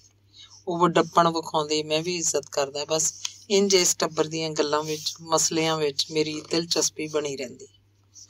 ਇਸੇ ਲਈ ਜਦੋਂ ਭਰਜਾਈ ਜੀ ਕੋਲ ਪਈ ਚਿੱਠੀ ਦਾ ਪਤਾ ਲੱਗਾ, ਚਾਹ ਜਾਗੀ ਕਿ ਉਸ ਚਿੱਠੀ ਬਾਰੇ ਜਾਣ ਸਕਾਂ। ਵੇਖੀਏ ਤੇ ਸਹੀ ਕਿਹੜੀ ਇਹੋ ਜਿਹੀ ਗੱਲ ਹੈ ਜਿਹੜੀ ਭਰਜਾਈ ਜੀ ਨੂੰ ਭੈੜੀ ਲੱਗੀ ਏ ਤੇ ਉਹਨਾਂ ਉਹ ਚਿੱਠੀ ਹਾਲੀ ਤਾਈਂ ਸਾਂਭ ਕੇ ਰੱਖੀ ਹੋਈ ਏ। ਜਾਇਦਾਦ ਦੇ ਝਗੜੇ ਵੀ ਅਜੀਬ ਨੇ। ਇਹਦੇ 'ਚ ਮਾਪੇ, ਭੈਣਾਂ, ਭਰਾ ਤੇ ਹੋਰ ਸ਼ਰੀਕ ਸਾਰੇ ਇਸ ਧਮੱਚੜ 'ਚ ਸ਼ਾਮਲ ਹੁੰਦੇ ਨੇ। ਮੈਂ ਇਸ ਗੱਲੇ ਖੁਸ਼ਕਿਸਮਤ ਹਾਂ ਕਿ ਮੈਂ ਇੱਕੋ ਲੜਕਾ ਵਾਂ। ਅੱਗੋਂ ਮੇਰਾ ਪੁੱਤਰ ਇੱਕੋ ਤੇ ਫਿਰ ਪੋਤਰਾ ਵੀ ਇਕੱਲੀ ਔਲਾਦ। ਪਤਨੀ ਕਈ ਵਾਰੀ ਪੁੱਤਰ ਨੂੰ ਵੀ ਤੇ ਨੂੰਹ ਨੂੰ ਕਹਿੰਦੀ ਹੈ ਕਿ ਜੋੜੀ ਤੇ ਰਲਾ ਲਓ, ਭਾਵੇਂ ਭੈਣ ਭਰਾ ਹੀ ਹੋ ਜਾਣ। ਪਰ ਅੱਜ ਕੱਲ੍ਹ ਦੇ ਬੱਚੇ ਸਿਆਣੇ ਨਹੀਂ ਮੰਨਦੇ, ਇੱਕੋ ਹੀ ਬੜਾ ਹੈ। ਪਰ ਚਾਚਾ ਜੀ ਦਾ ਲੰਮਾ ਚੌੜਾ ਟੱਬਰ ਹੈ, ਇਸ ਲਈ ਬੜੀਆਂ ਕਹਾਣੀਆਂ ਪੈਂਦੀਆਂ ਰਹਿੰਦੀਆਂ ਨੇ, ਮੇਰੇ ਕੰਨੀ ਪੈਂਦੀਆਂ ਰਹਿੰਦੀਆਂ ਨੇ। ਇਸ ਚਿੱਠੀ ਦੀ ਗੱਲ ਵੀ ਮੇਰੇ ਕੰਨੀ ਭਰਜਾਈ ਕੋਲੋਂ ਪਈ ਸੀ। ਕੀ ਲਿਖਿਆ ਮੈਂ ਪੁੱਛਿਆ ਤਾਂ ਭਰਜਾਈ ਜੀ ਕਹਿਣ ਲੱਗੇ, ਜਦੋਂ ਇਕੱਲੀ ਹੋਵਾਂਗੀ ਤੇ ਵਿਖਾਵਾਂਗੀ। ਮੌਕਾ ਲੱਗ ਗਿਆ ਜਦੋਂ ਵੀਰ ਜੀ ਆਪਣੀ ਪੈਨਸ਼ਨ ਦਾ ਪਤਾ ਕਰਨ ਲਈ ਸ਼ਿਮਲੇ ਗਏ। ਮੈਂ ਜਾ ਪਹੁੰਚਿਆ। ਆ ਜਾ, ਬਹਿ ਜਾ। ਮੈਂ ਭਰਜਾਈ ਨੂੰ ਸਤਿ ਸ੍ਰੀ ਅਕਾਲ ਬੁਲਾਉਣ ਪਿੱਛੋਂ ਉਹਨਾਂ ਦੇ ਗੋਡੀ ਹੱਥ ਲਾਇਆ। ਅੱਜ ਇਹ ਕਿਉਂ? ਅੱਜ ਮੈਂ ਬੜੀ ਜ਼ਰੂਰੀ ਗੱਲ ਤੁਹਾਤੋਂ ਪੁੱਛਣੀ ਹੈ। ਉਹ ਕਿਹੜੀ? ਉਹ ਚਿੱਠੀ ਵਿਖਾਓ ਜਿਹੜੀ ਹਰਿੰਦਰ ਨੇ ਕਈ ਸਾਲ ਪਹਿਲਾਂ ਲਿਖੀ ਸੀ। ਤੂੰ ਕੀ ਲੈਣਾ? ਛੱਡ ਪਰੇ ਪੁਰਾਣੀ ਗੱਲ। ਬੀਤ ਗਈਆਂ ਸੋ ਬੀਤ ਗਈਆਂ। ਨਹੀਂ, ਮੈਂ ਵੀ ਤੁਹਾਡਾ ਦਿਓਰ ਹਾਂ। ਮੈਂ ਇਸ ਟੱਬਰ ਨੂੰ ਆਪਣਾ ਹੀ ਸਮਝਦਾ। ਪਤਾ ਤੇ ਲੱਗੇ ਤੁਸੀਂ ਉਦੋਂ ਬੇਬੀ ਦੇ ਹੁੰਦਿਆਂ ਜਿਸ ਚਿੱਠੀ ਦਾ ਜ਼ਿਕਰ ਕੀਤਾ ਸੀ ਉਹਦੇ 'ਚ ਕਿਹੜੀ ਖਾਸ ਗੱਲ ਹੈ ਕਿ ਤੁਸੀਂ ਉਸ ਚਿੱਠੀ ਨੂੰ ਇੰਨੇ ਸਾਲ ਸਾਂਭ ਕੇ ਰੱਖਿਆ? ਪਤਾ ਨਹੀਂ ਕਿੱਥੇ ਪਈ ਹੈ, ਲੱਭ ਕੇ ਰੱਖਾਂਗੀ। ਵੀਰ ਜੀ ਸਾਹਮਣੇ ਮੈਂ ਇਹ ਗੱਲ ਨਹੀਂ ਪੁੱਛਣੀ। ਫਿਰ ਮੇਰੇ ਕੋਲ ਕਿਉਂ ਪੁੱਛਦਾ? ਤੁਸੀਂ ਤੇ ਮੇਰੇ ਪਿਆਰੀ ਭਰਜਾਈ ਜੀ ਹੋ। ਰਹਿਣ ਦੇ ਪਖੰਡ। ਵੱਡਾ ਆਇਆ ਪਿਆਰਾ ਦਿਓਰ। ਸੱਚੀ ਭਰਜਾਈ ਜੀ, ਵੇਖੀਏ ਤੇ ਸਹੀ ਕੀ ਲਿਖਿਆ ਸੋ। ਹਾਲਾ ਬਹਿ ਜਾ, ਪਹਿਲਾਂ ਚਿੱਠੀ ਲੱਭਣੀ ਆ, ਫਿਰ ਚਾਹ ਪੀਆਂਗੇ। ਭਰਜਾਈ ਨੇ ਆਪਣੇ ਪਲੰਗ ਦੀ ਢੋਅ 'ਚ ਬਣੇ ਬਕਸੇ ਦਾ ਢੱਕਣ ਚੁੱਕਿਆ। 1 2 3 ਲਿਫਾਫੇ ਖੋਲ੍ਹੇ। ਚਿੱਠੀ ਕੱਢ ਕੇ ਮੇਰੇ ਹੱਥ ਫੜਾਈ। 1982 ਦੇ ਅਪ੍ਰੈਲ ਮਹੀਨੇ ਦੀ ਚਿੱਠੀ ਲਿਖੀ ਹੋਈ ਸੀ। ਚਿੱਠੀ ਅੰਗਰੇਜ਼ੀ 'ਚ ਸੀ। ਭਰਜਾਈ ਚਾਹ ਬਣਾਉਣ ਲਈ ਗਈ ਤੇ ਮੈਂ ਚਿੱਠੀ ਪੜ੍ਹਨ ਲੱਗ ਪਿਆ। ਪਹਿਲੀ ਪੰਕਤੀ ਪੜ੍ਹਦਿਆਂ ਹੀ ਸਮਝ ਗਿਆ ਕਿ ਚਿੱਠੀ ਬੜੀ ਠੰਡੀ ਸੁਰ 'ਚ ਲਿਖੀ ਹੋਈ ਹੈ। ਤੁਹਾਡੀ ਚਿੱਠੀ ਮਿਲਣ ਤੇ ਬੜੀ ਹੈਰਾਨੀ ਹੋਈ, ਖੁਸ਼ੀ ਭਰੀ ਹੈਰਾਨੀ। ਮੈਂ ਇਸ ਗੱਲ ਦੀ ਤਾਰੀਫ ਕਰਦਾ ਕਿ ਤੁਸੀਂ ਮੇਰੀ ਖੈਰੀਅਤ ਬਾਰੇ ਚਿੰਤਾ ਜ਼ਾਹਰ ਕੀਤੀ ਹੈ। ਆਪਣੇ ਮਨ 'ਚ ਚਿਤਰਨ ਦੀ ਕੋਸ਼ਿਸ਼ ਕਰਦਾ ਕਿ ਭਰਜਾਈ ਜੀ ਨੇ ਕੀ ਲਿਖਿਆ ਹੋਏਗਾ, ਜਿਹਦੇ ਜਵਾਬ 'ਚ ਹਰਿੰਦਰ ਨੇ ਫਿਕਰੇ ਲਿਖੇ ਨਹੀਂ। ਹੋ ਸਕਦਾ ਭਰਜਾਈ ਜੀ ਨੇ ਲਿਖਿਆ ਹੋਵੇ, ਆਸ਼ਾ ਹੈ ਤੇਰੀ ਸਿਹਤ ਤੇ ਕੰਮਕਾਰ ਠੀਕ ਹੋਣਗੇ। ਭਰਜਾਈ ਜੀ ਦਾ ਇਹ ਫਿਕਰਾ ਵੀ ਰਸਮੀ ਜਿਹਾ ਲੱਗਦਾ। ਆਮ ਤੌਰ ਤੇ ਚਿੱਠੀਆਂ ਦੇ ਸ਼ੁਰੂ 'ਚ ਲਿਖਿਆ ਜਾਂਦਾ। ਮਤਲਬ ਇਹ ਹੋਇਆ ਕਿ ਭਰਜਾਈ ਜੀ ਨੇ ਵੀ ਕੋਈ ਉਚੇਚੇ ਮੋਹ ਭਰੇ ਸ਼ਬਦ ਨਹੀਂ ਵਰਤੇ। ਪਰ ਸੁੱਖ ਸਾਂਦ ਪੁੱਛਣ ਲਈ ਹੋਰ ਕੀ ਲਿਖਿਆ ਜਾ ਸਕਦਾ? ਤੁਸੀਂ ਆਪਣੀ ਚਿੱਠੀ 'ਚ ਕਈ ਮਹੱਤਵਪੂਰਨ ਗੱਲਾਂ ਲਿਖੀਆਂ ਨੇ। ਪਹਿਲੀ, ਮੇਰੀ ਮਾਨਸਿਕ ਹਾਲਤ ਬਿਲਕੁਲ ਠੀਕ ਹੈ। ਤੁਹਾਨੂੰ ਇਹ ਕਿਉਂ ਜਾਪਿਆ ਕਿ ਮੇਰੀ ਮਾਨਸਿਕ ਹਾਲਤ ਠੀਕ ਨਹੀਂ? ਮੈਂ ਠੀਕ ਹਾਂ ਤੇ ਆਪਣੇ ਸਾਰੇ ਮਾਮਲੇ ਨਜਿੱਠਣ ਦੇ ਸਮਰੱਥ ਹਾਂ। ਮੈਂ ਸੋਚਿਆ ਭਰਜਾਈ ਜੀ ਨੇ ਕਿਸ ਗੱਲ ਨੂੰ ਸੋਚ ਕੇ ਉਹਦੀ ਮਾਨਸਿਕ ਹਾਲਤ ਬਾਰੇ ਫਿਕਰ ਜ਼ਾਹਰ ਕੀਤਾ ਹੋਣਾ, ਜਿਸ ਗੱਲ ਦਾ ਹਰਿੰਦਰ ਦੀ ਸੁਰ ਤੋਂ ਬੁਰਾ ਮਨਾਉਣਾ ਲੱਗਦਾ ਹੈ। ਭਰਜਾਈ ਜੀ ਨੂੰ ਪੁੱਛਾਂ ਕਿ ਤੁਸੀਂ ਕੀ ਲਿਖਿਆ ਸੀ? ਚਲੋ ਪਹਿਲਾਂ ਚਿੱਠੀ ਪੜ੍ਹ ਲਵਾਂ, ਫਿਰ ਪੁੱਛਾਂਗਾ। ਚਾਹ ਆ ਗਈ, ਨਾਲ ਬਿਸਕਿਟ ਤੇ ਨਮਕੀਨ। ਮੈਂ ਇੱਕ ਨਜ਼ਰ ਭਰਜਾਈ ਜੀ ਨੂੰ ਚੀਜ਼ਾਂ ਮੇਜ਼ ਤੇ ਟਿਕਾਉਂਦੇ ਤੱਕਿਆ ਤੇ ਫਿਰ ਚਿੱਠੀ ਪੜ੍ਹਨ ਲੱਗ ਪਿਆ। ਬੇਬੀ ਨੇ ਦੱਸਿਆ ਕਿ ਤੁਸੀਂ ਉਹਦੇ ਸਾਹਮਣੇ ਘਰ ਦੇ ਮਾਮਲੇ ਦੀਆਂ ਗੱਲਾਂ ਕਰਦਿਆਂ ਅੰਦਰਲੇ ਝਗੜੇ ਦੀਆਂ ਗੱਲਾਂ ਵੀ ਕੀਤੀਆਂ ਨੇ ਤੇ ਸ਼ਿੱਤੂ ਤੇ ਮਾਤਾ ਜੀ ਦੇ ਖਿਲਾਫ ਵੀ ਕੁਝ ਗੱਲਾਂ ਕੀਤੀਆਂ ਨੇ। ਮੈਂ ਸੋਚਦਾ ਵੀਰ ਜੀ ਜਾਂ ਭਰਜਾਈ ਜੀ ਨੇ ਜ਼ਰੂਰ ਹੀ ਚਾਚਾ ਜੀ ਤੇ ਚਾਚੀ ਜੀ ਵੱਲੋਂ ਵਿਤਕਰੇ ਦੀ ਗੱਲ ਕੀਤੀ ਹੋਣੀ ਹੈ, ਜਿਸ ਤੋਂ ਬੇਬੀ ਨੇ ਘਰ ਦੇ ਝਗੜੇ ਬਾਰੇ ਅਨੁਮਾਨ ਲਾਇਆ ਹੋਣਾ ਤੇ ਫਿਰ ਅਮਰੀਕਾ ਜਾ ਕੇ ਆਪਣੇ ਪਿਓ ਨੂੰ ਇਹ ਵੀ ਦੱਸਿਆ ਹੋਵੇ ਕਿ ਹਰਿੰਦਰ ਦੇ ਹਿੱਸੇ ਦਾ ਮੁੱਲ 2.5 ਲੱਖ ਤੋਂ ਵਧੇਰੇ ਬਣਦਾ ਹੈ, ਜਿਹੜਾ ਹਰਿੰਦਰ ਨੇ ਛੱਡ ਦਿੱਤਾ, ਜਾਂ ਹੋ ਸਕਦਾ ਹੋਰ ਵੀ ਕੋਈ ਗੱਲ ਕੀਤੀ ਹੋਵੇ। ਇਸੇ ਲਈ ਮਾਤਾ ਜੀ ਨੇ ਬੇਬੀ ਨੂੰ ਤੁਹਾਡੇ ਘਰ ਜਾਣੋਂ ਮਨਾ ਕਰ ਦਿੱਤਾ ਸੀ। ਇੰਜ ਬੇਬੀ ਦਾ ਤੁਹਾਡੇ ਘਰ ਨਾ ਜਾਣਾ ਵੀ ਮੈਨੂੰ ਚੰਗਾ ਨਹੀਂ ਲੱਗਾ, ਕਿਉਂਕਿ ਮੈਂ ਚਾਹੁੰਦਾ ਸਾਂ ਕਿ ਬੇਬੀ ਨੂੰ ਵੀ ਆਪਣੇ ਰਿਸ਼ਤੇਦਾਰਾਂ ਦੀ ਸਮਝ ਆਵੇ, ਉਹਨਾਂ ਨਾਲ ਨੇੜਤਾ ਵਧੇ। ਪਰ ਤੁਸੀਂ ਉਹਦੇ ਸਾਹਮਣੇ ਘਰ ਦੀਆਂ ਗੱਲਾਂ ਕਰਕੇ ਨੇੜਤਾ ਬਣਾਉਣ ਦੇ ਮੌਕੇ ਵੀ ਵੰਝਾ ਦਿੱਤੇ। ਮੈਂ ਹਰਿੰਦਰ ਦੀ ਇਸ ਗੱਲ ਪਿੱਛੋਂ ਅੰਗਰੇਜ਼ਾਂ ਵਾਲੀ ਚਤਰਾਈ ਸਹੀ ਕੀਤੀ, ਜਿਹੜੇ ਉੱਤੋਂ ਤੇ ਸੁਲ੍ਹਾ ਸਫਾਈ ਦੀ ਗੱਲ ਕਰਦੇ ਨੇ ਪਰ ਵਿੱਚੋਂ ਖਚਰੀ ਚਾਲ ਚੱਲਦੇ ਰਹਿੰਦੇ ਨੇ। ਮੈਨੂੰ ਪਤਾ ਹੈ ਕਿ ਹਰਿੰਦਰ ਜਿਹਨੇ ਆਪ ਆਪਣੇ ਟੱਬਰ ਨਾਲ ਨੇੜਤਾ ਨਹੀਂ ਰੱਖੀ, ਉਹ ਬੇਬੀ ਦੀ ਨੇੜਤਾ ਦੀ ਇੱਛਾ ਕਿਵੇਂ ਰੱਖ ਸਕਦਾ ਹੈ। ਪਰ ਫਿਰ ਖਿਆਲ ਆਇਆ ਕਿ ਮੇਰੀ ਇਹ ਸੋਚ ਗਲਤ ਵੀ ਹੋ ਸਕਦੀ ਹੈ।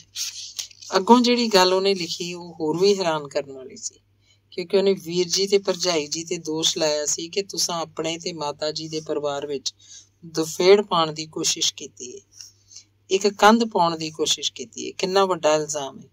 ਮੈਨੂੰ ਇਹਦੇ ਵਿੱਚੋਂ ਹਰਿੰਦਰ ਦਾ ਆਪਣੇ ਆਪ ਨੂੰ ਵੱਡਾ ਤੇ ਵਧੇਰੇ ਸਿਆਣਾ ਸਮਝਣ ਦੀ ਝਲਕ ਸਹੀ ਹੋਈ ਤੇ ਇਹ ਜਿਹੜੀ ਦੀਵਾਰ ਬਣੀ ਹੈ ਦੋ ਟੱਬਰਾਂ ਵਿਚਕਾਰ ਸਿਰਫ ਨਿਗੂਣੇ ਪੈਸੇ ਪਿੱਛੇ ਪਈ ਹੈ। ਵਾਹ ਏ ਹਰਿੰਦਰ, ਤੂੰ ਪੈਸੇ ਨੂੰ ਨਿਗੂਣਾ ਕਹਿੰਦਾ, ਜਿਹੜਾ ਇਸੇ ਬੇਬੀ ਦੇ ਵਿਆਹ ਤੇ ਪੈਸਾ ਨਾ ਖਰਚ ਕਰਨ ਨੂੰ ਦਾਜ ਦੀ ਚਿੰਤਾ ਤੋਂ ਮੁਕਤ ਹੋਣ ਤੇ ਅਮਰੀਕੀ ਸਿਧਾਂਤ ਦੀ ਗੱਲ ਕਰਦਾ ਤੇ ਹੁਣ ਤੱਕ ਵੀ ਆਪਣਾ ਜਾਂ ਮਾਰਗਰੇਟ ਦਾ ਖਰਚਾ ਗਿਣਨ ਲੱਗਿਆ ਡਾਲਰਾਂ ਨੂੰ ਰੁਪਈਆਂ ਨਾਲ ਗੁਣਾ ਕਰਕੇ ਗਿਣਦਾ। ਉਹਨੂੰ ਖਰਚੀਲੀ ਕਹਿੰਦਾ ਤੇ ਤਲਾਕ ਲੈਣ ਨਾਲ ਜਿਹੜੀ ਸਮੱਸਿਆ ਖੜੀ ਹੋਈ ਹੈ ਉਹਨੂੰ ਉਹਨਾਂ ਡਾਲਰਾਂ ਦੇ ਹੋਏ ਨੁਕਸਾਨ ਨੂੰ ਰੁਪਈਆਂ 'ਚ ਲੱਖਾਂ ਤਾਈਂ ਗਿਣ ਕੇ ਝੂਠਦਾ।